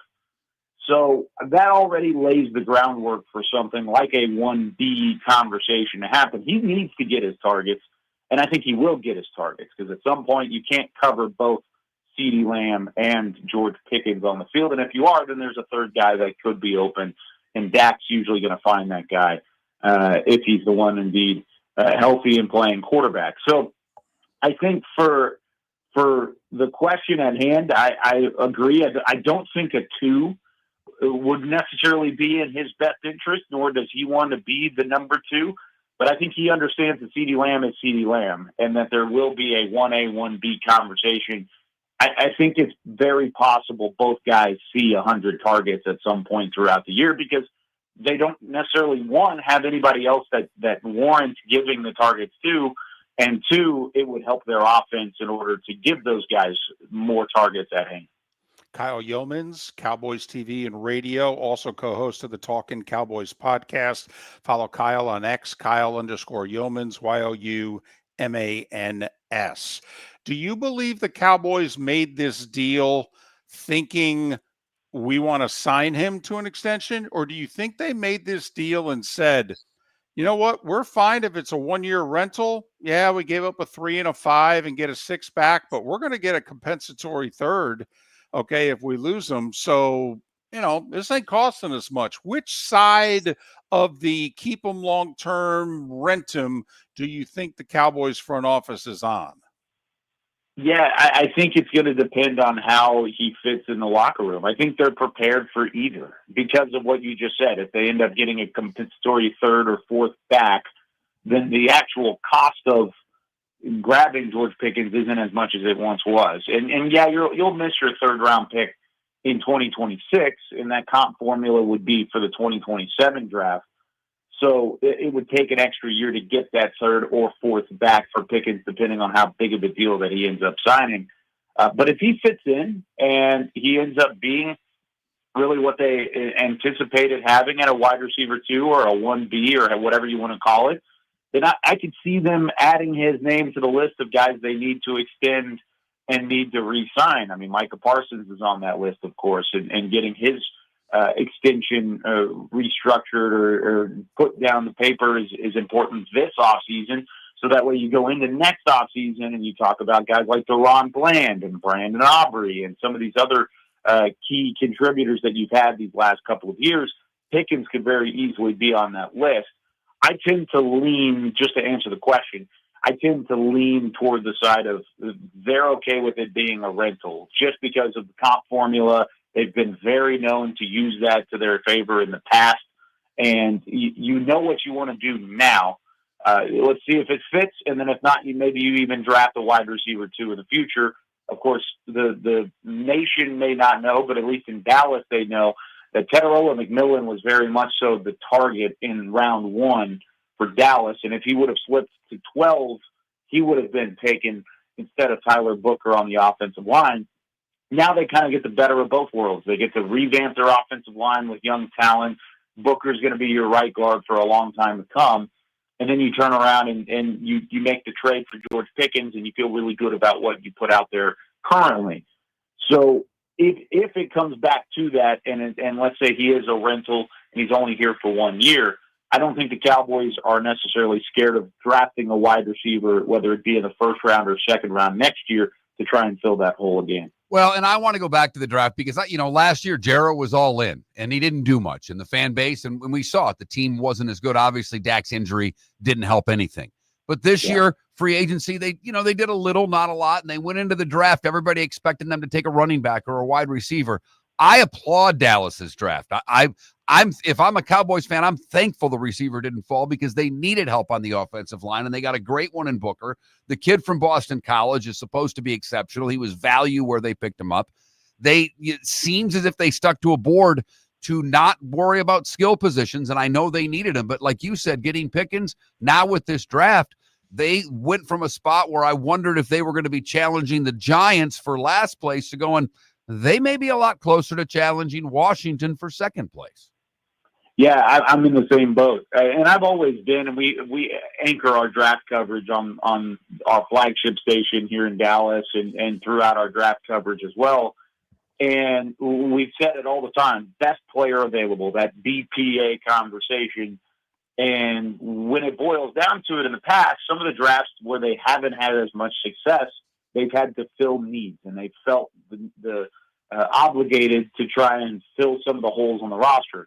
Well, even though they had holes, that was not in question. They have significant holes, and they filled one yesterday with the trade. But going into the draft, they felt like wide receiver 2, cornerback, edge rusher, offensive line, defensive tackle, running back. I mean, all of these were options. But instead of saying, let's try and fill them all and just place these guys here and there, let's take good football players. Let's take the best player on our board. And they ultimately did that. They said, Tyler Booker, number 1 on our board. All right, check. Got it. Now our offensive line is young, healthy, and they're going to be good for the next 5 to 10 years, depending on how much these guys mesh together. All right, edge rusher is the best player on our board, and Donovan Ezraku out of Boston College. Sure. Let's take him and add to already a room with Micah Parsons and Sam Williams and Dante Fowler Jr. now, who was signed in free agency. All these different elements there, too. So, yeah, I'm right there with you. I think they did a great job of finding value on their board, of drafting the best player available. And it allows you to do things like this on the back end where you can say, hey, we made the most out of our picks this year. Maybe let's send a pick for next year's draft and go get us a legitimate wide receiver 2 to fill the void. They may make a move like that once or twice. They may go try and add a veteran. I don't think they're done building this roster, but right now I think they're a lot closer than people think to what could be a better year and maybe a return to a double-digit win year than what they've had in the past. Who's going to run the ball? What do you think, plan A right now is? They've got a bunch of running backs who've had moments. Miles Sanders, Javonte Williams, Deuce Vaughn. Everybody's waiting for the breakout. I think the Cowboys should go bring in Nick Chubb, okay, and see, I think he'll be better than last year, and he obviously would be great in the room, okay? Just how are they going to run the ball? Yeah, that's a huge question for me, too, because I'm looking at this running back room, and like you said, there have been moments with Williams, there have been moments with Sanders, but you don't have a 3-down back. You don't have a bell cow back that you can kind of rely on. And last year that turned into Rico Dowdle. He kind of emerged in training camp, and people were skeptical. And I mean, even he in short yardage situations was not very good last year. So there were some ups and downs with that, and you kind of dealt with it when it came. They're excited about Jaden Blue, the running back out of Texas that they were able to secure in the 5th round. They think he has some home run ability. But if you're banking on a 5th-round pick to run the football as a rookie, I don't know how realistic that is. I feel like there's a lot of hope. So I mentioned some of the work left to be done. I would love to go and add a veteran if I'm at the Cowboys front office, just because you've added 2 already to the room. It doesn't force Jaden Blue to work his way into the mix initially, but it gives you a guy that you can say, hey, let's hand the football off to him multiple times in a row and see what happens. Because right now I just don't think they have that guy. Now, it could be wrong. We show up to Oxnard, California for training camp in late July, and some of these guys are toting the rock a little bit better. Then I feel like maybe at that point they've got something just hidden. But until I see it, I'm not going to believe it, and I still think they have work to do at running back. He does TV and radio on the Cowboys broadcasts, and he also hosts the Talking Cowboys podcast. Kyle Youmans is kind enough to join us. You can follow Kyle on X at Kyle_Youmans, YOUMANS, Kyle_Youmans. Kyle, thanks for your time, particularly at this hour. All the best. Appreciate you guys anytime. Kyle Youmans. Be careful. We remember when people say anytime. Yeah, exactly. Exactly. Ray Fittipaldo, Armando Velez, Kyle Youmans, all joining us on the American Paint Supplies hotline. Hell, Ray Fittipaldo got a cherry Coke Slurpee out of his appearance today, courtesy of American Paint Supplies, your one-stop shop for all your coating needs. Do you know, fun little fact for you, David, because I have the 7-Eleven app, and they give you a discount for time to time on gasoline. Right. And there's a 7-Eleven right by my house. When the line's 6 miles long at Costco and I refuse to wait and get gas at the 7-Eleven where there's no line, right after I fill up, they send me a text and says, your car was thirsty. How about you? How about coming inside for a free Big Gulp, coffee, or Slurpee? Look at that. Yeah. Look at that. By the way, you see what they did there? Car was thirsty. Now, how about you? Right. Good little marketing bit by them. Right. I would figure as a radio co-host, you'd appreciate a transition like that. Absolutely. I reply to it, sponsor 21,000 and see what the hell they say.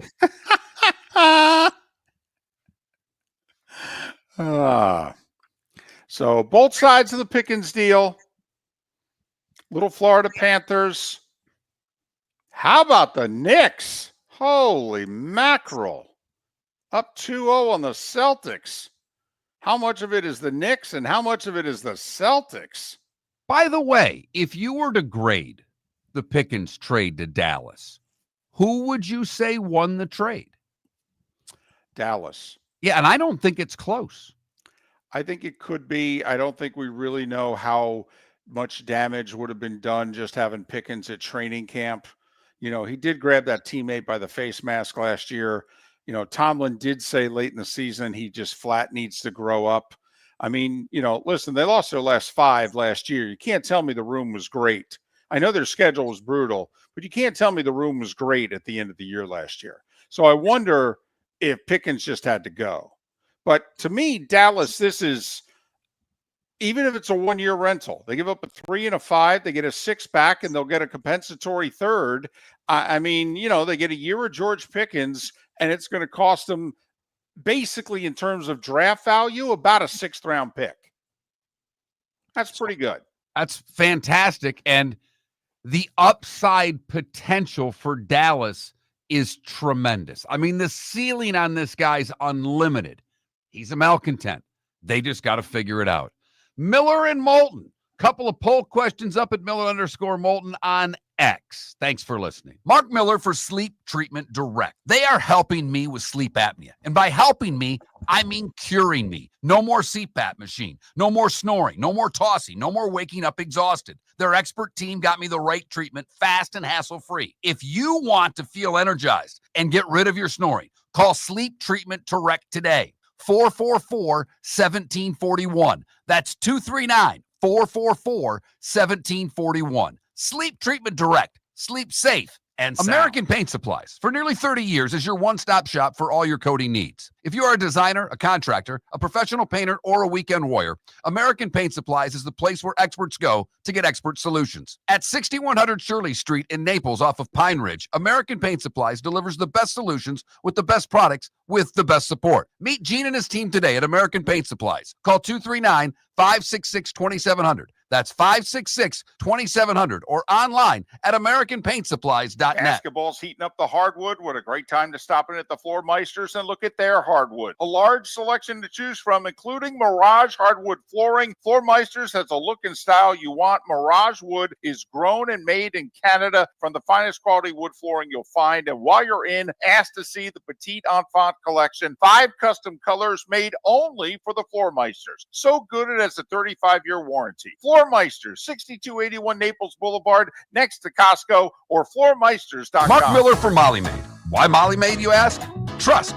Moulton was a customer for 15 years. Affordability. Didn't I just say Moulton was a customer for 15 years? Worry-free services. Our professional house cleaners are fully insured and a 24-hour warranty. Call Molly Maids today at 239-774-5839. That's 239-774-5839 or online at mollymaid.com/FTMYERS. That's mollymaid.com/FTMYERS. We've got a text message for Dr. Dollar. I feel tired, sluggish, and just not myself. I'm gaining weight, my energy is low, and I've lost my drive. Could it be low testosterone? Absolutely. Testosterone naturally declines over time, but you don't have to accept it. Low T can affect your energy, strength, mood, and focus. But here's the good news. Testosterone replacement therapy, TRT, can help restore your vitality and get you back to feeling your best. Imagine waking up strong, sharp, and energized, ready to take on the day like you used to. At Revitalize Clinic, we specialize in physician-guided, American-made TRT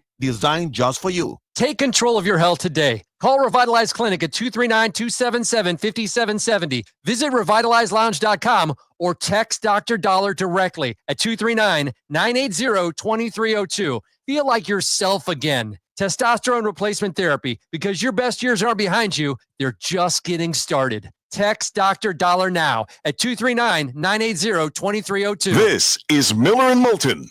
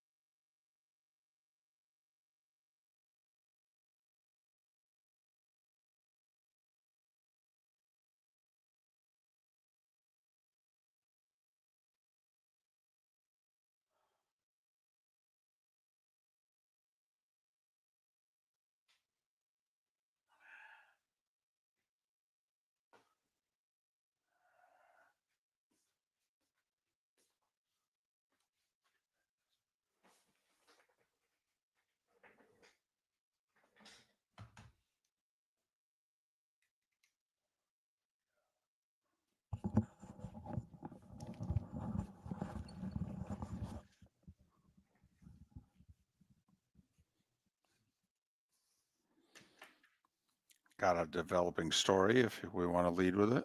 I like developing.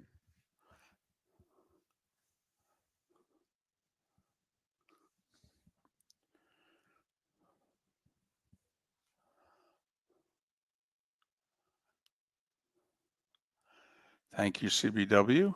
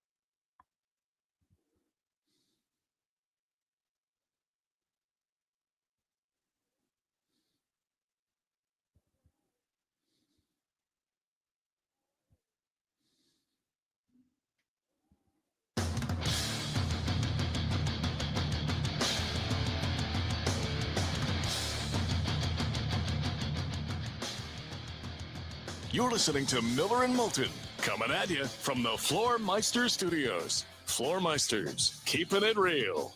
And now, here's Mark Miller and David Moulton. It is the bonus hour of Miller and Moulton on this Thursday. Thanks so much for being with us. Miller and Moulton, millerandmoulton.com, Miller_Moulton on X. Couple poll questions. One sports, one non-sports. The non-sports, 139 years ago today, the first Coca-Cola was served. Which cola is your cola of choice, Coke or Pepsi? Coke winning by about a 3-1 margin. And which 2-0 team down 2-0, Celtics or Florida Panthers? Both defending champions down 2-0 in the second round. Which team down 2-0 do you give the best chance to come back and win their series? Panthers with a slight lead. Miller and Moulton both voted for the Celtics. That Mark Miller, the David Moulton, Miller_Moulton on X. As usually happens in our 9 o'clock hour, there is a developing or breaking story in the sports world. All right. The developing story, because it's not official, it's not done. It's just kind of noise in the system. But according to Seth Emerson and Andrew Marchand, ESPN is finally willing to pay the SEC more money to add a 9th league game. Greg Sankey wanted this when Oklahoma and Texas were joining the league last year. He said that back when he made the announcement in 2021 that they were joining the league. ESPN said, yeah, we're already giving you $811 million. $811 million in our partnership. We're not going to give you any more money. You want to play a 9th game? That'd be best for all involved. The school said to Sankey, we ain't going to do it unless we get paid. And so Oklahoma and Texas entered the league, and for their first 2 years at the very least, they would only play 8 conference games. Mark, the ratings were good last year. Texas's ratings were really good. Oklahoma had a couple of very highly rated games. And apparently the folks in Bristol, Connecticut have decided, okay, how much? And the answer is 50 to 80 extra million a year, which is 3 to 5 million per school to play an extra conference game. I don't know if it's enough money. And I'm not joking around here. Because every other year then, if you're an SEC team and you go to a 9-game schedule, what are you sacrificing? A home game. Yep. And these schools, I believe, David, correct me if I'm wrong, are making more than $5 million per home game. Not all of them, but most of them, yes. Okay, so that's point number one. The second point is, if you're the SEC, and look it, I want this to happen.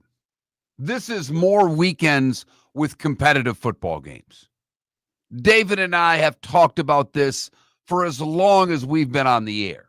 And many of those years, David was working with the SEC on CBS, and we'd start going through the schedule in August, and David would be like, yeah, November 13th, look at it. It's a terrible week. I have no idea what game they're going to pick. It's awful. And I'm just throwing an arbitrary date out there. But there was always 1 or 2 weeks a year when you were with CBS that it was a not very good week. Yeah, usually the 3rd week of November, the week before rivalry week, was awful. Awful. Nobody was willing to schedule and play anybody, and you can understand why. It just didn't make life good for the TV partners. And there's no doubt that from a TV network standpoint, it would have benefited not just ESPN, but CBS for all those years if they could have sat down and said, can we move a few of these games around? I mean, there's 3 or 4 weekends here with like 3 A games. Okay, can we move them? And the schools were like, nope, we play who we play when we play them, suck it up and deal. Okay, so one, you're going to lose a home game every other year if you do this. That's just a fact. Two, you could potentially put what on your schedule? A loss instead of a win. Because let's be honest, these games that they schedule are W's for the SEC teams. Now, you said it's every other year. So let's just say ESPN is going to pony up an additional 80 million. That's $5 extra million per school per year. So you're losing one home game every 2 years. Does $10 million from ESPN make up for that? It would be really close. I think it would.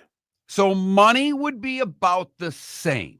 Right. Let's just, for the sake of argument, David, say that the money is the same, that they're not making any more, they're not making any less if they go to 9 conference games. Okay. Hell, I'll even say they make $1 million more dollars. You've then taken probably the bottom 7 teams in the SEC and made it that much harder for them to be bowl eligible, let alone try to make a run to the playoff. Oh, there's no doubt. I think you could take close to half the conference and draw a line and say, well, we'll never see them in Atlanta. Because the chance of them getting the Indiana-like schedule, and by the way, many think Illinois has a similar schedule this year in the Big Ten also, where the quality of their team coupled with their schedule could put Illinois in the Big Ten title game. Don't laugh. They're going to be preseason top 12. But back to the SEC, Mark, you're right on. But what normally talks in college athletics? Money. But again, if money's equal or even slightly ahead of getting this at ESPN, are you sure you're going to get the necessary votes inside the conference to make it happen? Like, to me, that line that you draw, would the bottom team say, would they just sacrifice for the almighty dollar? Because for those teams, David, that $10 million every 2 years would be more money than the home game they would lose. It would. Kentucky would make money on the deal. Mississippi State would make money on the deal. Right. Vandy would make money on the deal. So, Arkansas, right. Yeah, Arkansas is interesting, but yes. Okay, probably $1 million to $2 million, not much more than that on the deal. And money's not a problem in Arkansas. We can't say it enough. There's Walmart. There's the other Fortune 500 company. Money is not, their facilities are as good as anybody's in the league. But Ole Miss, who's turned the corner, would make more money. Yes, they would. That stadium's not huge. Right. Okay. So yes. Okay. It's probably a third of the league, 5-6 of the teams that would be like, oh, this works for us. Here's the other thing, and I don't know if this matters anymore. First off, it's obviously not going to be done until the playoff is expanded. Because, Mark, what did you point out? There's a chance now to add an extra loss. Instead of scheduling the win into the non-conference game, we're going to play a conference opponent. There's a better chance of a loss. So they're not going to do this until they figure out if they're going to 14 or 16 in terms of the playoff. But you tell me, Mark, in the landscape that we're in now, are ratings important? Is visibility important? Because of the top 10 rated games in college football last year, 8 of them involved an SEC team. Now, they were not all SEC games. There were a couple of non-conference games involved there. But obviously, the SEC is driving the ratings bus in this sport. More conference games, you're likely to get more eyeballs for a conference game than you are schedule a W non-conference game. Does that matter anymore, though? At all, in your estimation? Visibility, better spot on the ESPN family of networks. Does that matter at all? Not enough to me. I would just respond to your whole entire argument and say, do you think Adam Silver is that affected by what the NBA regular season ratings were, given the fact that he just signed a multi-billion-dollar TV rights deal for the next however many years? Now, I got to admit, Adam Silver's deal is, $7 billion a year. Okay. SEC's divvying up $811 million from ESPN. And that's for all their sports, by the way. It's not just football. Okay. All the teams in the SEC, they're getting basically $50.5 million from Bristol right now. Let's just say it's 80 million. They hold out for as much money. Let's just say the package goes from 811 to 891. Hell, it goes to 900. Divided by 16. What are we talking there? 56.25 million? That's what they'd be getting from ESPN a year. Initial reaction on the text line. The first text I received on this, blank. As an SEC fan, I hate going to 9 games. Why? It's better games. It's a better schedule. As a fan, don't you want to see better football? Do you really want to see Louisiana Tech, San Jose State, New Mexico? Really? Now, here's my question for you, David. If they go to 9 games, let's just say this gets approved.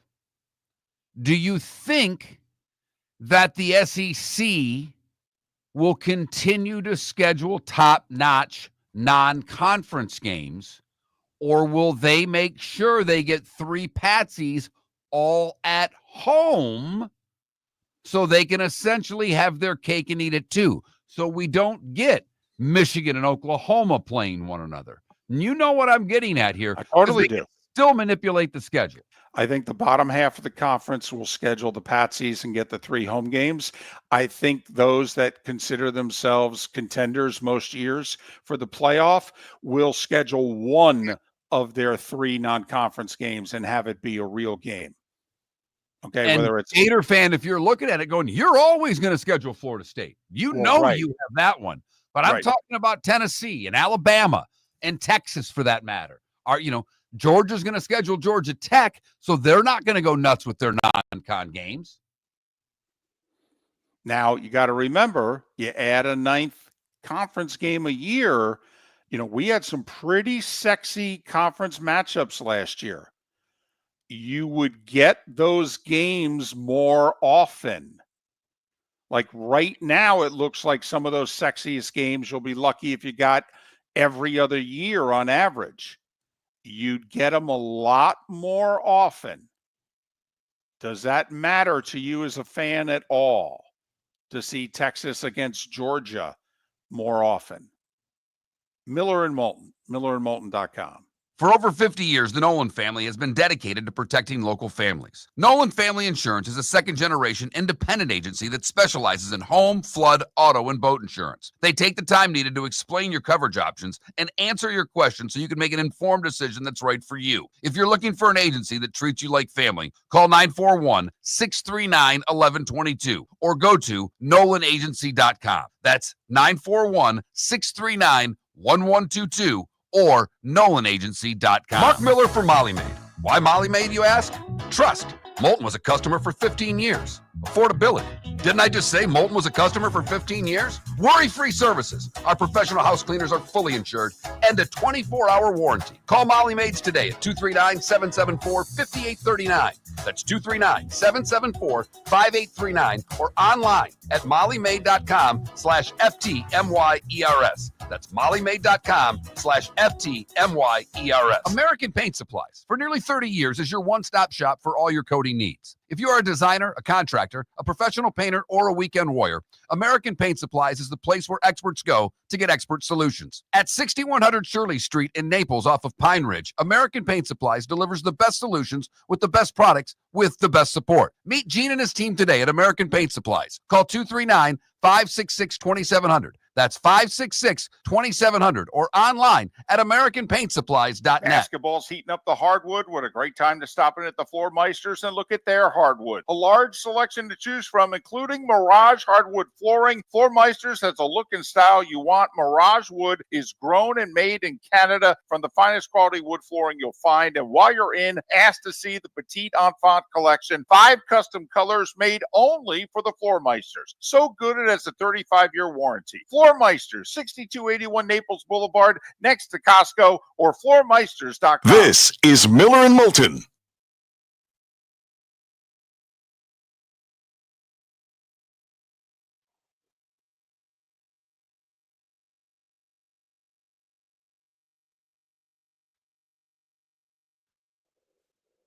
Well, it won't be this year, Jeff. There, it won't be this year. So no.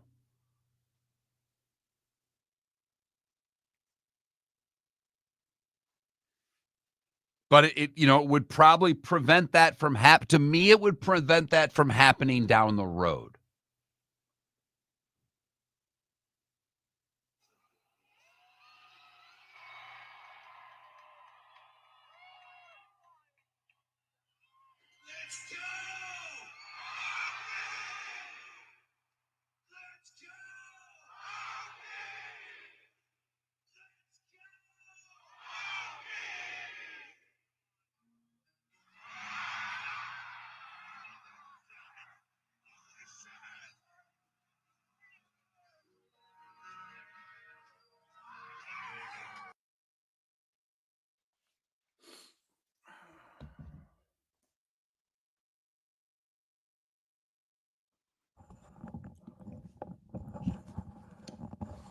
In basketball, yes, they did. They went from 20 to 18. Yep.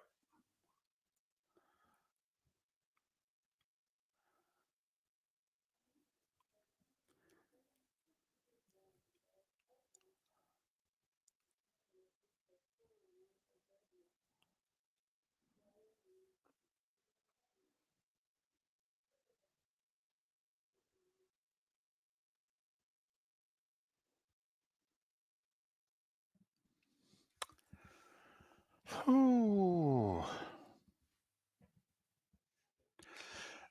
Well, Jeff, first off, they wouldn't go 9 games for probably 2 more years. My guess is they'd do it earliest 26, probably 27. Because they got to give teams a chance to get out of certain non-conference games. But yeah, Florida would have to make the choice. Is basically they're going to play 9 SEC games in the Knolls, and that's pretty much it. And then schedule 2 wins. Or are they going to, be willing to schedule an 11th game against a Power 4 conference school? That's a big ask.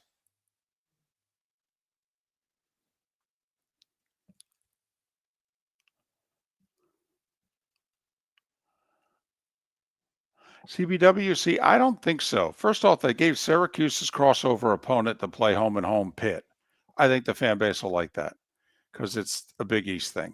And secondly, I don't think the fan base is into all these ACC games. I think you give Syracuse a chance now, an extra 1 or 2 dates to schedule Georgetown, Villanova. Okay, I actually think it'll work out.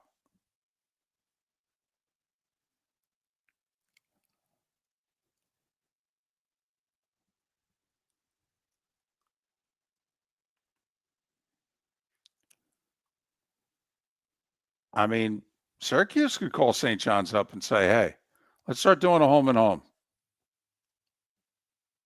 But Gino would do it.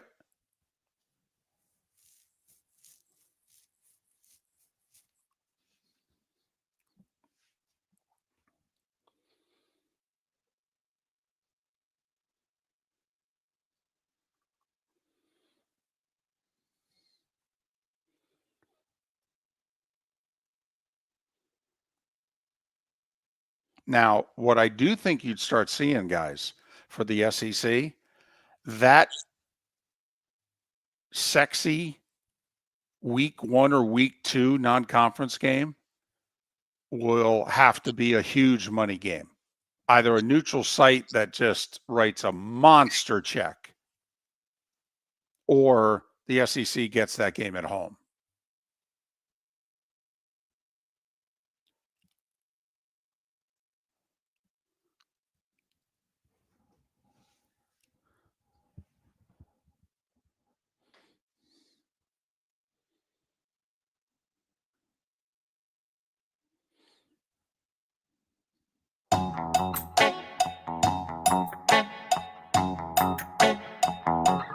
You're listening to Miller and Moulton. And now, here's Mark Miller and David Moulton. now we begin to head for home on this Thursday. Pat Kerwin to join us tomorrow on Miller and Moulton. You missed Ray Fittipaldo, Armando Velez, Kyle Youmans. Go to millerandmoulton.com and download what you missed. And Ray, Armando, and Kyle, and all our guests joining us on the American Paint Supplies hotline. By the way, your gut feeling, like if you're the Gators, I mean, 9 conference games in the Knolls. That's 10 Power 4 games guaranteed every year. You going to keep playing Miami? No, You I'm gonna not. How about this? You're going to keep playing South Florida or UCF. And now you can now say to them, hey, guys, because we're playing 9 conference games, I got to have the game at home. I can't even do a 2-for-1 at your place. If you want the game with us, you got to come to the Swamp. But would you continue to do it? I would with USF. I don't know if I would with UCF. I mean, I know it's another Power 4 game, but I'm not sure I want to play another Power 4 conference. I have to be brutally honest here. I want 2 guaranteed home games, and I want to make sure I get 2 wins. Now, not the entire SEC has a rivalry game, the rivalry weekend, if you will, but a decent amount of the conference does.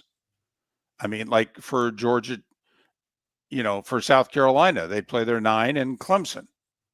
Georgia would play their 9 and Georgia Tech. Florida obviously would play their 9 and Florida State.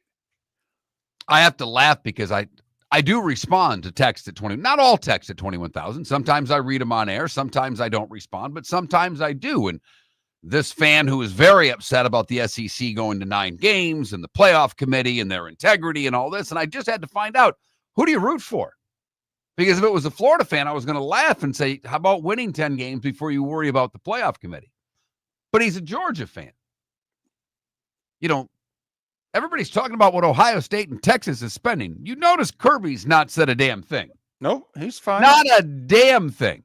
So Georgia, I hate to break it to you, and I have a soft spot for the Dogs. It's my son's favorite team. I have been to Athens countless times and love games there.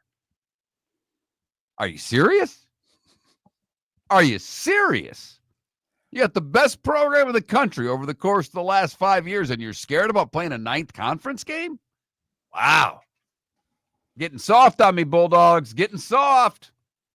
See, as a fan, I would just want better games.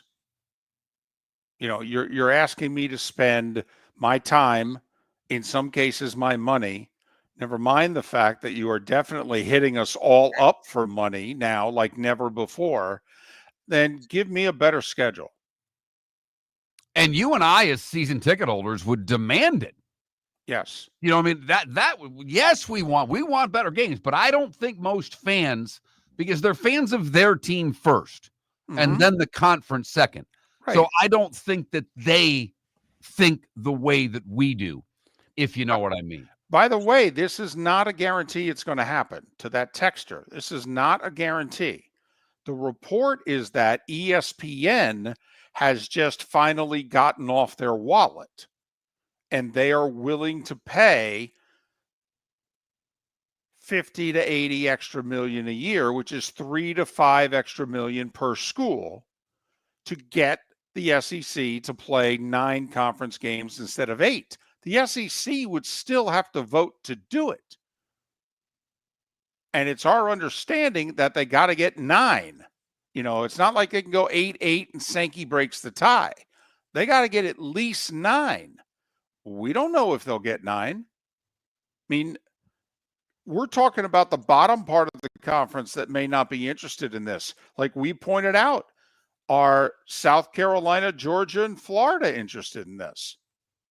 That's 10 Power 4 games a year guaranteed, and very little flexibility to schedule that big, sexy week 1, week 2 non-conference game that gets us, a great time slot, maybe even a ton of money, which I do think, quick sidebar, all these SEC schools now would say to whoever out there, the Big Ten, whoever wants to play that sexy early season game, we got to find a neutral place that's going to write us an obscene check so that it's worth it, or the game's got to be at my place. Right. And that's, Gators and Dogs, That means Jacksonville already takes away a home game from you every year. This is another home game that goes away every other year. So we don't think Georgia and Florida would be for this at all, for what it's worth. I mean, we think it's possible they say no, because the other thing is, okay, even if they pay $5 extra million a year per school, you're losing a guaranteed home game every other year. How much do you make on your home games? 8 to 10 million? Well, you're getting 10 million in compensation. So this move to strengthen your schedule and give you less flexibility is a financial break even to slight moneymaker. Not to mention of what it does around campus and around the communities who their businesses revolve completely around football Saturdays. So there's no guarantee that this gets approval from the conference members. It tells me how far apart they were if ESPN is coming off their wallet to try to get this game.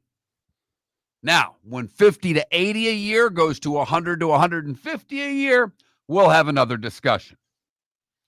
Can I just tell you something that I thought was really cool that happened yesterday? It's kind of where sports and music, two things that you and I both love, come together. Metallica is on tour right now. Okay. And obviously Metallica has been a monster band for ever. I mean, since the 80s. And Virginia Tech has been playing Enter Sandman when the Hokies come on the field. Yep. For 25 years. Yep. As far as songs with a team go in college football, I may list this at the top of a song and a team that you put together. Metallica's on tour right now. They played Lane Stadium last night. Ha, ha, ha. And finished with Enter Sandman. Nice. At around 11:18 at night, they came out and started, because they yell, "Let's go Hokies" a couple times before the song starts. And James Hetfield, the lead singer of Metallica, started with the "Let's Go," and the crowd gave the Hokies, and then they played Enter Sandman. That's cool. Yeah. About 5 days before graduation, where the students will walk across the stage at that stadium to get their degrees. Now, I don't know how many Vatech students were at the Metallica concert, but there were a lot of Vatech fans. I listened to the first few chords of it and how it started, and man, oh man, gave me goosebumps. Because I still love a concert. They're so damn expensive that the band better give you something. And last night, Metallica delivered to Hokie Nation. Just flat out cool, no doubt to me. Poll questions are up.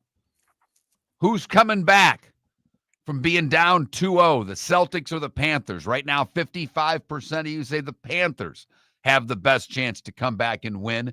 And Pepsi getting votes. Almost 28% of the vote going to Pepsi for all of you who are answering the question wrong. Coke was first served today in 1886. What is your favorite cola? 73% of you have the right answer. No offense to Mom Moulton. Have you ever been to Williams-Brice in Columbia, South Carolina? Oh, yeah. They entered a sandstorm. Okay. It's pretty cool. That I was at the first game that Lou Holtz coached for South Carolina. They were coming off of an 0-11 season. And I'm walking around the tailgate, and you could have sworn that they were the defending national champions. It is one of the most loyal fan bases of any school that I've ever been around. And Nebraska fan, I've never been. I know you're extremely loyal. But the South Carolina fan, for the lack of success that football program has had, they love the Gamecocks. I believe their last conference championship was when they were in the ACC in 1969. Good, bad, and ugly. What's on tap next? Whether you're chasing peak performance, reigniting intimacy, or simply want to feel your best, Game Day Men's Health creates customized game plans to optimize your health. Call 239-427-3441 for our Bonita Springs and Naples location to set up your free testosterone test and consultation. Mention Miller Moulton Radio Show for 10% off your service. Find your maximum self with Game Day Men's Health, Bonita Springs and Naples, Florida. Call 239-427-3441 today. Wine glasses never fall over until you get a brand new rug. Oh no! Ketchup bottles act normal till you're wearing a new shirt. Oh, you kidding me? And rocks slide peacefully on the road till the day you get a brand new windshield. Then they fly up off the road and attack without mercy. That's why new windshields from Glass Doctor come with our windshield protection plan. Unlimited repairs and one replacement for 12 months. Don't just fix it, protect it. Glass Doctor. A neighborly company. Mark Miller for Molly Maid. Why Molly Maid, you ask? Trust. Moulton was a customer for 15 years. Affordability. Didn't I just say Moulton was a customer for 15 years? Worry-free services. Our professional house cleaners are fully insured and a 24-hour warranty. Call Molly Maids today at 239-774-5839. That's 239-774-5839 or online at mollymaid.com/FTMYERS. That's mollymaid.com/FTMYERS. Mark Miller for Sleep Treatment Direct. They are helping me with sleep apnea. And by helping me, I mean curing me. No more CPAP machine. No more snoring. No more tossing. No more waking up exhausted. Their expert team got me the right treatment, fast and hassle-free. If you want to feel energized and get rid of your snoring, call Sleep Treatment Direct today. 444-1741. That's 239-444-1741. Sleep Treatment Direct. Sleep safe and This sound. is Miller and Moulton.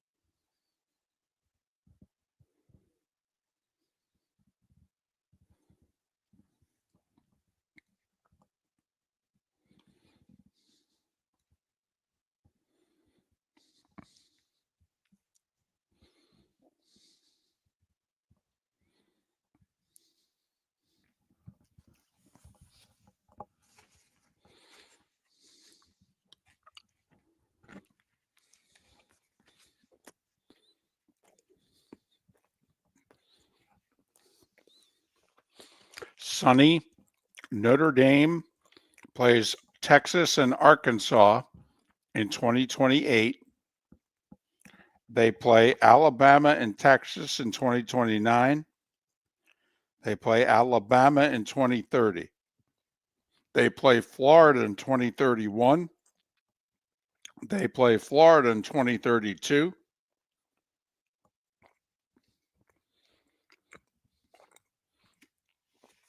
So there you go.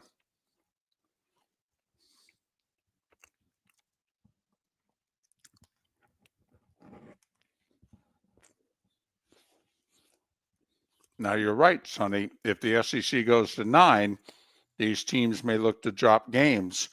Be interesting if they'd look to drop that game, though.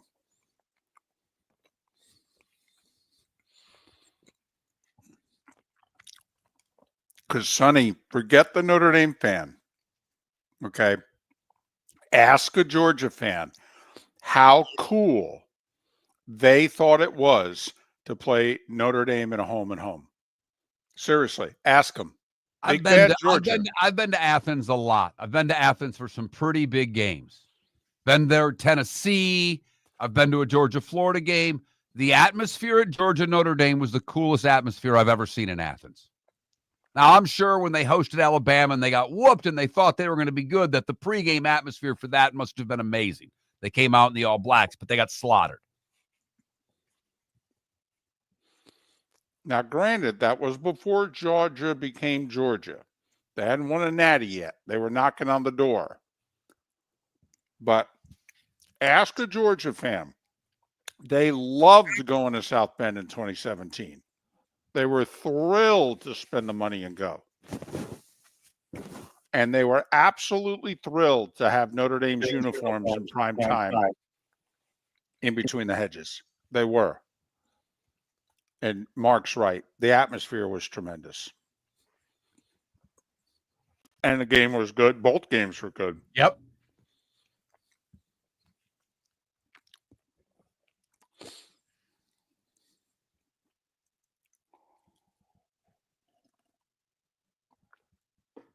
Oh, this Georgia fan just keeps arguing with me because they didn't make the playoffs the year they lost the SEC title to Alabama with that schedule. Good God.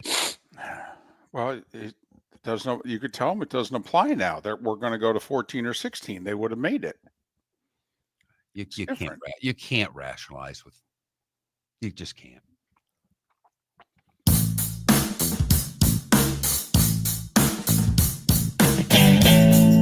Welcome back to Miller and Moulton. Text the guys what's in your mind at 21,000. That's 21000. And now, here's David Moulton. Did you realize what a lightning rod issue college football opponent scheduling was? Man, Twitch chat room, the text line, they have just fired up about the potential SEC adding an extra conference Poor game. Georgia didn't get into the 2023 playoff because they lost Alabama when they scheduled a whole bunch of patsies. And they didn't get in, and it's sad, David, because the committee they screwed Georgia. The poor Georgia Bulldogs got screwed. Well, good God. It's not going to affect Georgia in the future. We're going to have 114 teams that are eligible for the playoff. I mean, we're going to have 14 or 16. Yeah, but it doesn't matter, David, because they're not going to get it right. Georgia's going to – an SEC team will get screwed, apparently, because that's what happens. I mean, it's been rough on the SEC. It really has. I mean, they've been neglected as a conference for, a quarter century now. Okay. Before we get to what we're going to get to the SEC fan who's against it, remember where we're going to be in 2 years. We're going to be at 14 or 16 teams in the playoff. 16. And we will be in a guaranteed SEC gets 4 scenario. Won't be like last year. Okay. Trust me, Sankey and Petiti are going to get they're guaranteed 4 conference guys. So to miss the playoff in future years, you're going to have to be no better than the 5th best team in the SEC. Are you really going to pound the table that you deserve the spot in the playoff when you're no better than 5th in your conference? I mean, come on. That doesn't sound like you. That's funny. Well, it's true. That's a good one. It's true. That's the landscape we're going to have. I'm not saying that nothing that you said prior to that is correct. Everything you said was correct, except for the part that the SEC fans not going to complain that their 5th best team didn't get in. I don't know what world you live in. They've never argued it before, so why would they argue it now? When it goes to 16 in an SEC fan's mind, it should be 10 SEC teams, 4 Big Ten teams, and 2 other conference champions. Got to leave room for Notre Dame in the group of 5, Mark. Come on now.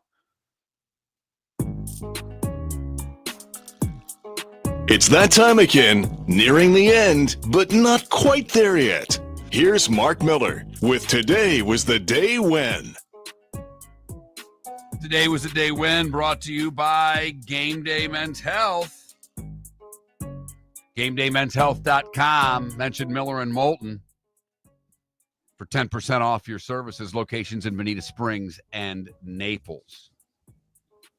We start today in 1541. Hernando de Soto and his expedition are the first Europeans to discover the Mississippi River.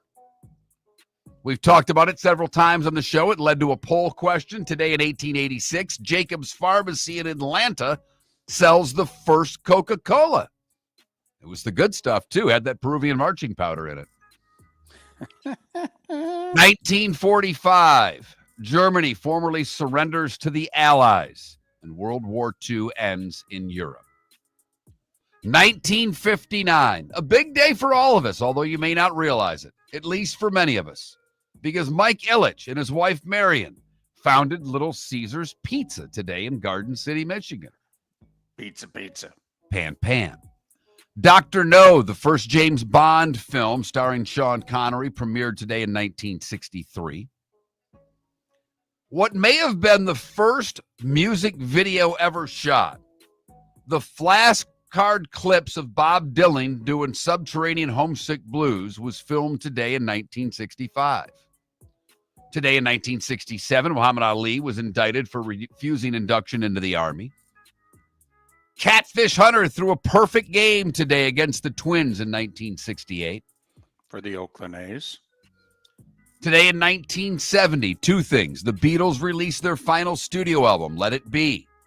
And also the Knicks beat the Lakers to win the NBA championship in 7 games. That was the infamous Willis Reed game where he played all of 4 minutes and hit 2 buckets. And everybody forgets that Clyde Frazier had 37 points and 19 assists. And looked so good going to and from the arena. Full mink, baby. Full mink. Has there ever been a human smoother than Clyde Frazier? I mean, he's cooler than Joe Namath. Yeah. He really is. He's not as famous. Clyde Frazier is cooler than Joe Namath. And let me tell you something. You're going to spend the rest of your life trying to find somebody as cool as Joe Namath. But it's Walt Clyde Frazier. Today in 1976, the number one song in the land was John Sebastian's Welcome Back. It was the theme song to the TV series Welcome Back, Kotter. Do you know how much cocaine we were doing? I mean, repeat that. The theme song to Welcome Back, Kotter was the number one song in America. We were so high. 1979, The Cure released their debut album, Boys Don't Cry. 1984, the Soviets announced that they will not participate in the LA Summer Games in retaliation for our boycott of the 80 Moscow Olympics. We'd win nearly every gold medal in the entire LA Games.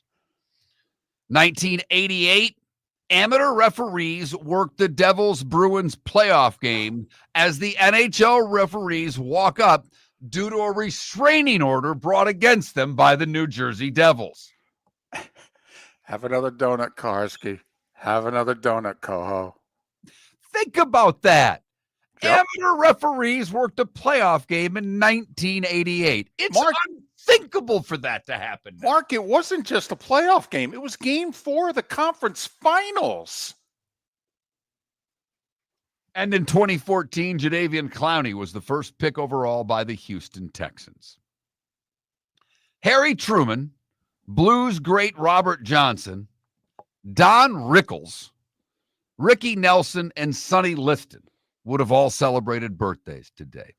I just ask that at some point you Google Don Rickles on either the Carson Show or the Letterman Show and enjoy yourself for anywhere between 5 minutes and 5 hours once you go down that hole. Or any roast. Any roast. Tony Tennille, the other half of Captain and Tennille, she's 85 today. Wow. Right. Mike D'Antoni is 74. Alex Van Halen, 72. Bill Cowher is 68. Melissa Gilbert from Little House on the Prairie is 61. Enrique Iglesias is 50. And Kemba Walker is 35. What did I miss, David? I didn't realize Cowher's 68. Yeah. He just always seems younger than Younger, right. Yeah. The only thing I had today, we may have remembered it from 15 years ago. It got a lot of attention. Betty White. There was a movement to make her host of Saturday Night Live. And SNL gave in. And so at 88, Betty White, 15 years ago, hosted SNL.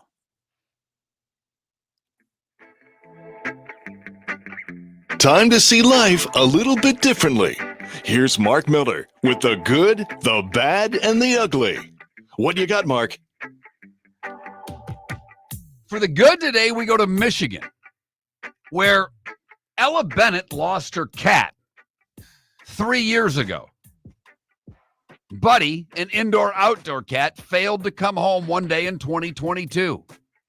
She was reunited with her pet yesterday, when the pet turned up outside of McDonald's 10 miles from her home 3 years later. Wow. Right.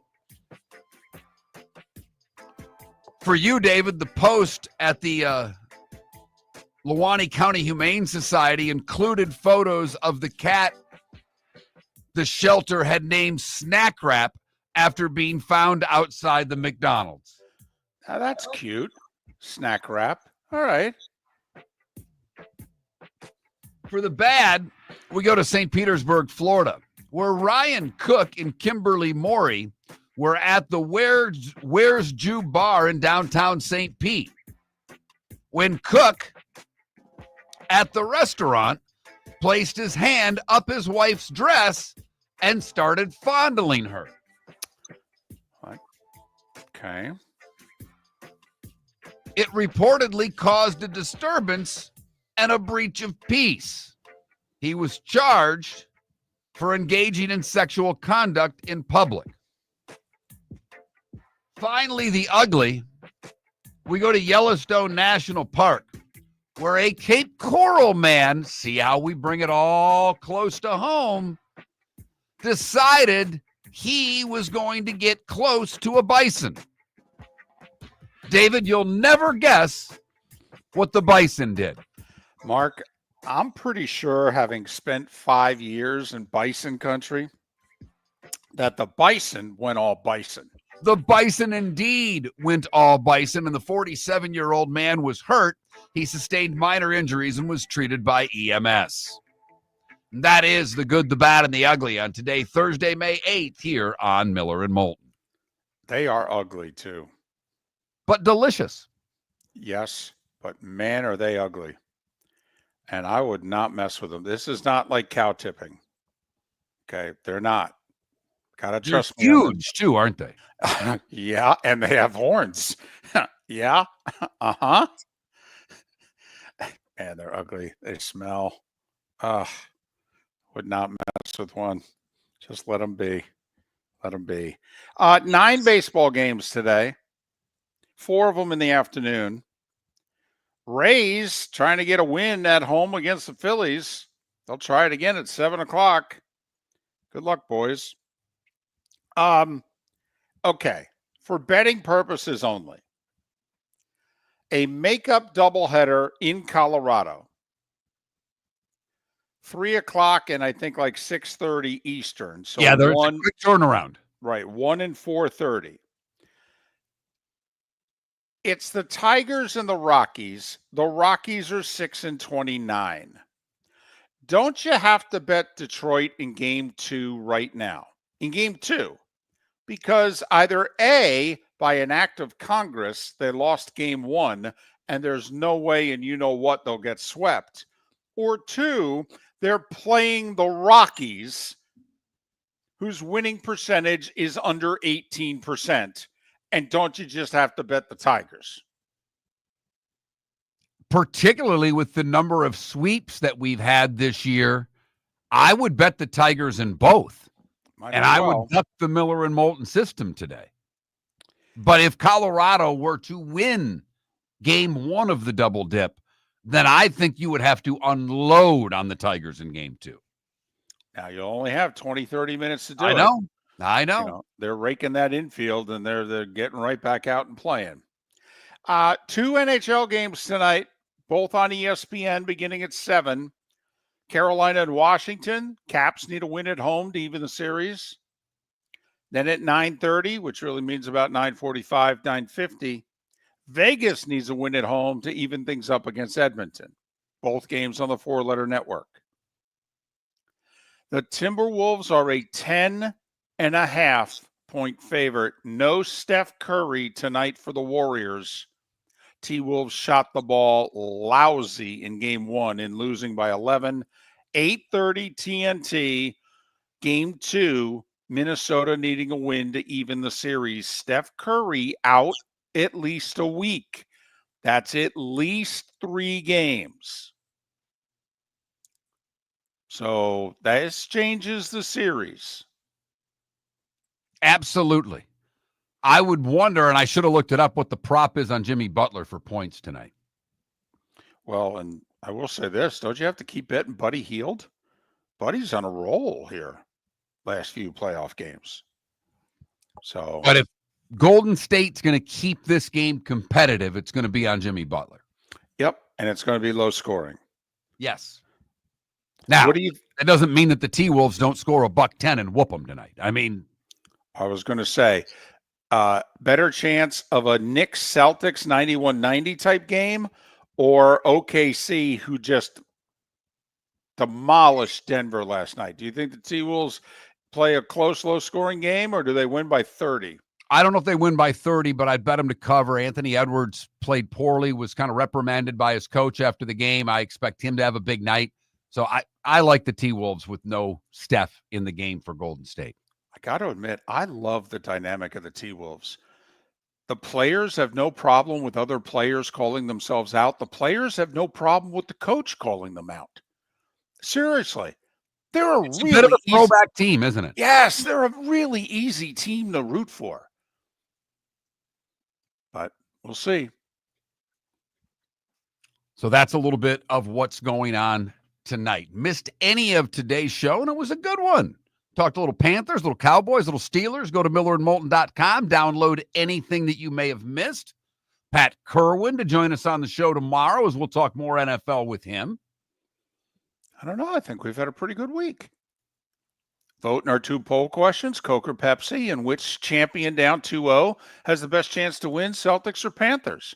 What do you say we do this tomorrow, Miller and Moulton? For over 50 years, the Nolan family has been dedicated to protecting local families. Nolan Family Insurance is a second-generation independent agency that specializes in home, flood, auto, and boat insurance. They take the time needed to explain your coverage options and answer your questions so you can make an informed decision that's right for you. If you're looking for an agency that treats you like family, call 941-639-1122 or go to NolanAgency.com. That's 941-639-1122 or NolanAgency.com. Honey, you want to come out? I haven't seen you since Glass Doctor installed our custom shower enclosure. No thanks. Well, you can't keep eating breakfast in the shower, and laminating your magazines is getting expensive.